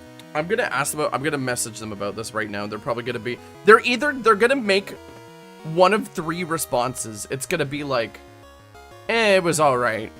It's gonna be like, oh my god, you know about that? Or it's gonna be like, can we watch this? This is one of my favorite shows ever. He's gonna give me one of those 3. One of the top search results for Road Rovers is a Reddit post called "What the hell is Road Rovers?" Parentheses, it's amazing is what it is. Do you know anything about Road Rovers? I just had a friend suggest it to me.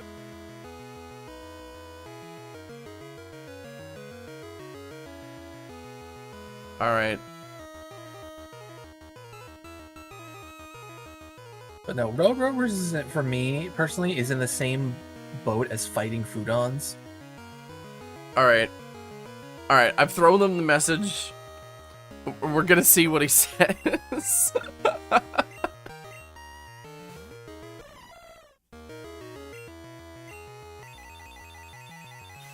It's the food with attitude. Yeah, oh my god. See, I never knew about Fighting Foodons either. Fuck yeah, Komori. Oh, thank God. Someone also knows fucking Fighting Foodon. What year was Fighting Fighting Foodon. Foodons? Oh my God, let me look it up real quick. It was... It was during Pokemon era. Like Magical Do-Re-Mi. Oh shit, I used to watch 2002. that. 2002 was the first episode. See, I'm surprised because I was watching a ton of TV at that. Well, not a ton, but I was watching it when it was on. It was on 4Kids? That's so weird. Okay, maybe 4Kids in Canada was different from 4Kids in the States, because here's the deal. I don't know, I watched 4Kids, but there's tons of things people are talking about, like, yo, that was on 4Kids, oh my god, and I'm like, huh? Like, there's so many things that I guess Canada just didn't get on 4Kids. And it's like,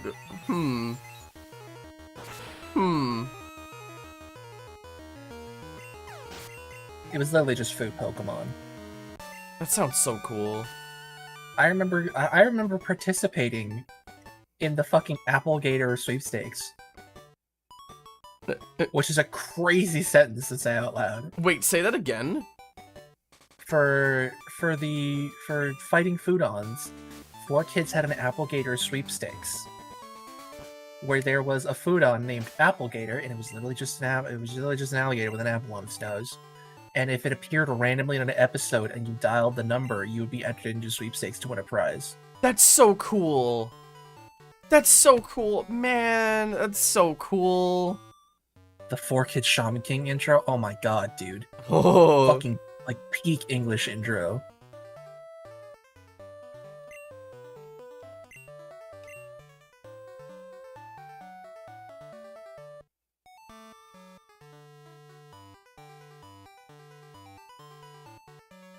God. You're telling me 4Kids grew to 5 guys with 6 flags? Oh. Since we're talking old school cartoons and anime, how about Metabots?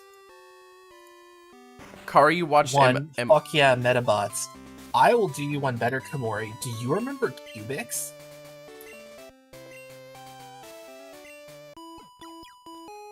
Kari, you watched MLP, right? I will admit this now that I know everybody on a bit better of a level. I watched a good amount of MLP, mainly because most of the people I was friends with were into it. Like, Salem and Calf were super into it, Gerg was super into it. I watched the entire show. Sometimes I watched entire seasons over. I even went to conventions.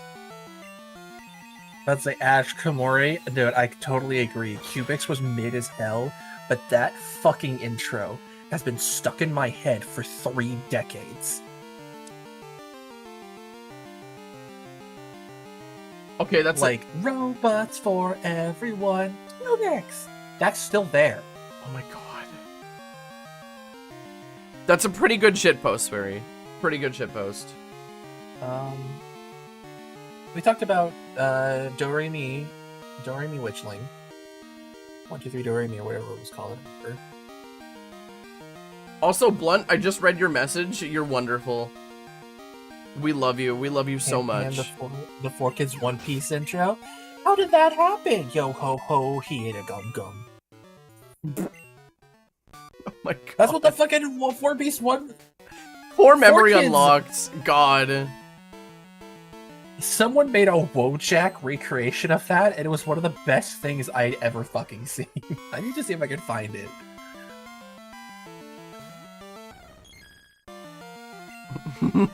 Don't fuck it up.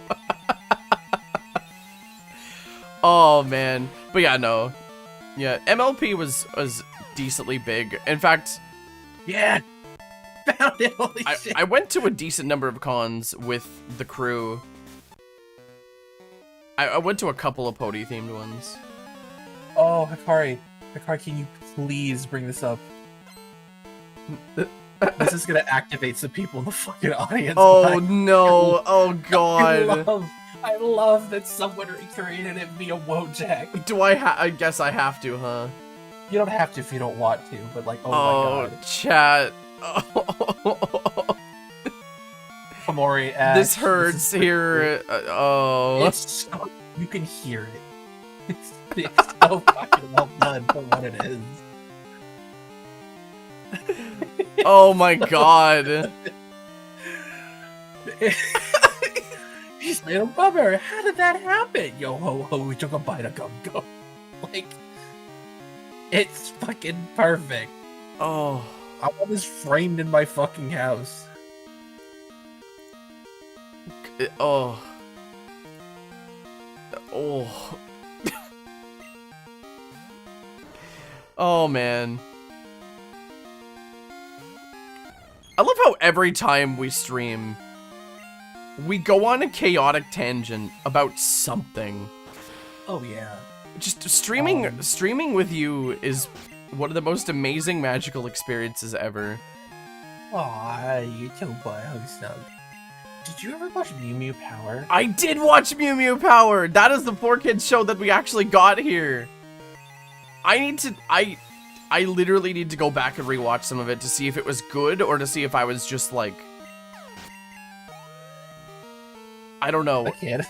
Was it good? I don't even know if it was good. The last time I watched it was probably 20 years ago.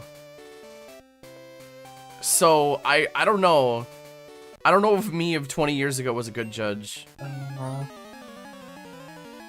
Let's see, what was there? There was TMNT 2003, which is one of the best fucking cartoons ever made. That was Like, pretty good. Yeah, there's Sonic X, which I thoroughly enjoyed. Sonic Granted, there were a lot of filler episodes of Sonic X that I hated. I'm sorry. I know, but like That is true though. there were a lot of episodes of Sonic X that I was just like, this sucks. Like the show was good, but a lot of the episodes sucked. The Viva Pinata TV show, that was for kids. Yeah. Oh my God. That's yes. I remember that one very, very clearly. I enjoyed that one. There was Chaotic, which is getting a fucking revival, by the way. I do remember Chaotic. Like, when I say it's getting a revival, the Chaotic card game is getting a revival 20 years after the fact. Shaolin Showdown. Oh my God. Challenge Showdown. Yu-Gi-Oh! Yu-Gi-Oh! GX. Oh, do you remember G.I. Joe Sigma 6? I do. Do you remember Beyblade? The Beyblade. Fuck yeah! I'm fucking. Oh my God. Beyblades were my childhood. There was Dinosaur King. Did you ever watch Dinosaur King? I didn't. It was another Pokemon ripoff, where it's basically like Pokemon but dinosaurs. And instead of Pokeballs, they had fossils that they just slid cards through. But what went up my ass sideways about Dinosaur King, even as a kid, is that I'm not even kidding. I swear to God that I checked as an adult. 1 for 1, it was just the cast of Pokemon. The main character was voiced by Ash Ketchum. The two bad guys, the guy and the girl with the weird mascot, it was Jesse James and Meowth. Same voice actors.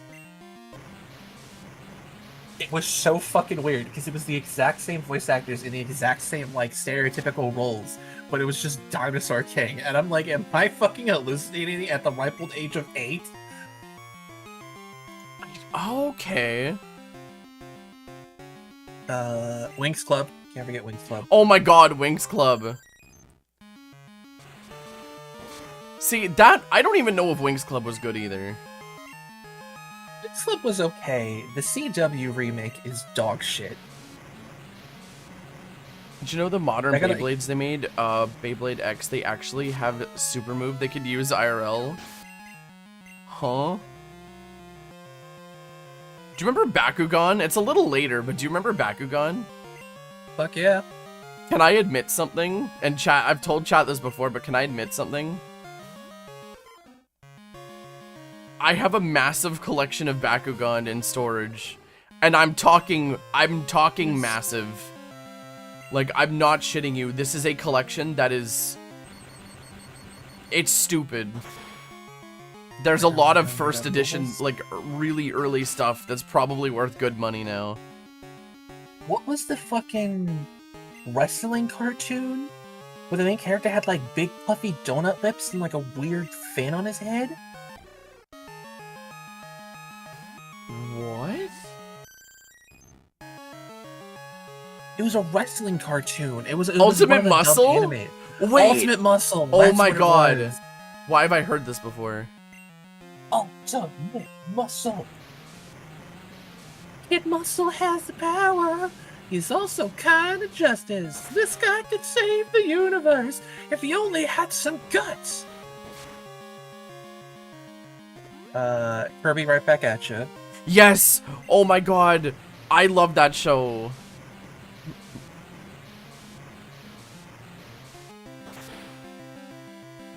Man, that's one thing I wish I could do, is watch, like, intros and advertisements from, like, the 90s and 2000s without getting copyright struck.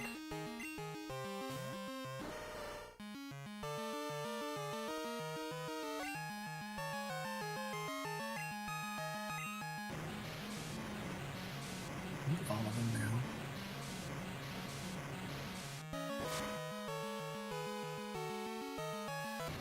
Oh. That just landed.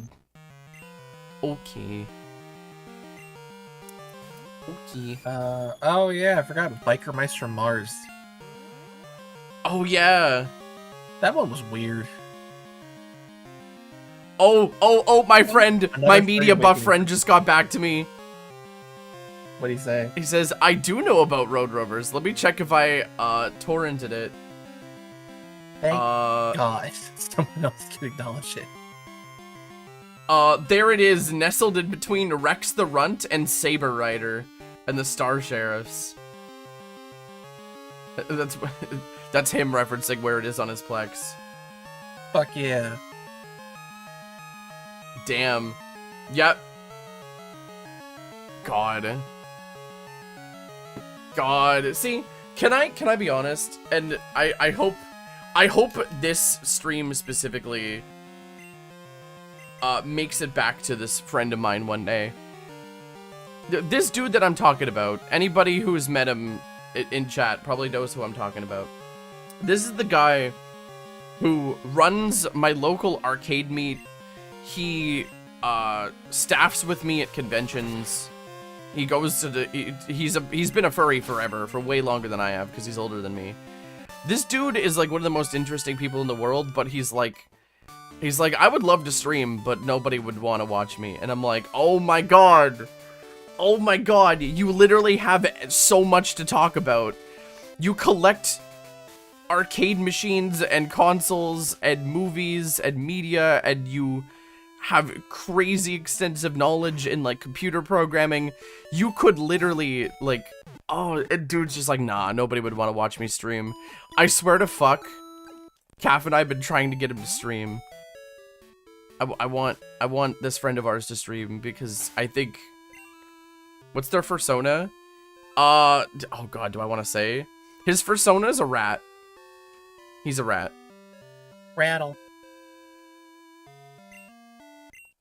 Oh. Oh, I hate to cut the conversation short, but we are past time. Oh, are we past time? Oh, we are past time. All right. That's actually a good place to end it, since I'm pretty much done my streaming or training. Yeah, we're ending a little early. But I hope you all had fun. This has been a wonderful stream. But yeah, I'm ending a little early because I got a little bit of stuff to get done. A couple of errands I need to run before I call it a night. You also gotta sleep? Yeah. Thanks for the stream. It's also 1 AM here, so you need to pass out soon too. Yeah, I think this is a good spot to end. Pan, did you have fun tonight? Absolutely. This was an incredibly fun stream. Again, I know you guys are like, it's fine, but I do apologize. This always happens when we're doing our Pokemon streams, me and Pan. I apologize for getting so deep today, but hey, it's healthy to talk about things in a constructive manner. And it who knows, if it ended up helping somebody, that's great. But yeah, as usual, this was a wonderful, wonderful time. I love that Marowak from like facing forward. He looks like he's just breaking it down. Hold on. Wait for him to turn around. Shiggy wiggy. He looks like he's, oh no. Okay, no, go up. Look, he's just breaking it down. Anyway, thank you all so much for coming. We're gonna raid somebody. Who are we gonna raid? I don't know, but we're gonna figure it out.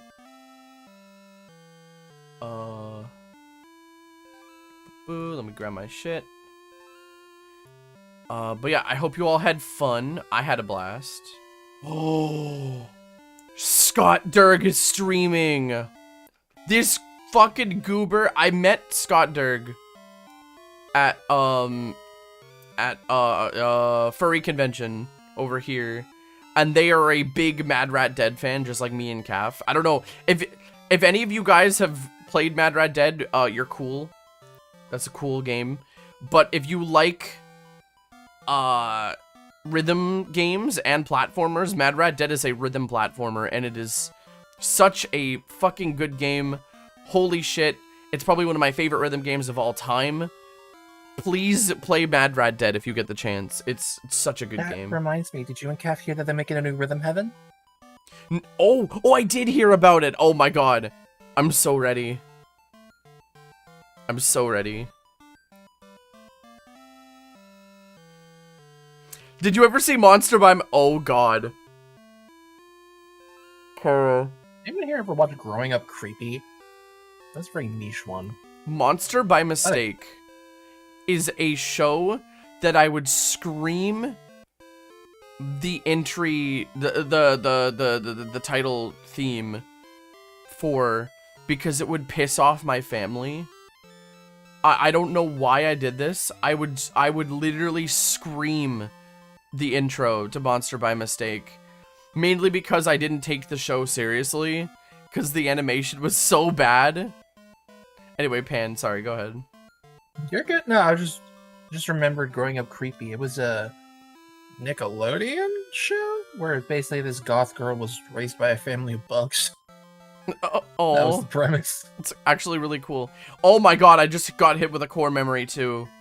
Do you guys remember George Shrinks? You remember George Shrinks? Holy shit. For some fucking reason, George Shrinks was always on in Canada. I don't know why, but it was always on. And I'm gonna be honest, it wasn't a bad show. But it was, I don't know, the little brother always made me upset. Anyway, we are going to raid Scott Durg because they are an adorable goober. And they're an amazing artist. And I never get to raid them, so we're gonna go raid them. We need a raid message. Between the lines, between the covers of a book, sound a look between the lines. Oh, it was produced in Canada. Oh, that checks out. That checks out. CanCon. That's what it be. Oh, they're playing Ocarina of Time. Oh my god, Scott's playing Ocarina of Time. Alright. It was in Nelvana. Okay, that explains things. Alright, Pan, do we have a raid message? Very Lapras raid. Oh, yeah. Shiny. Let's do the typo on purpose. Shiny Larpit. No. Kitty, no. I'm sorry.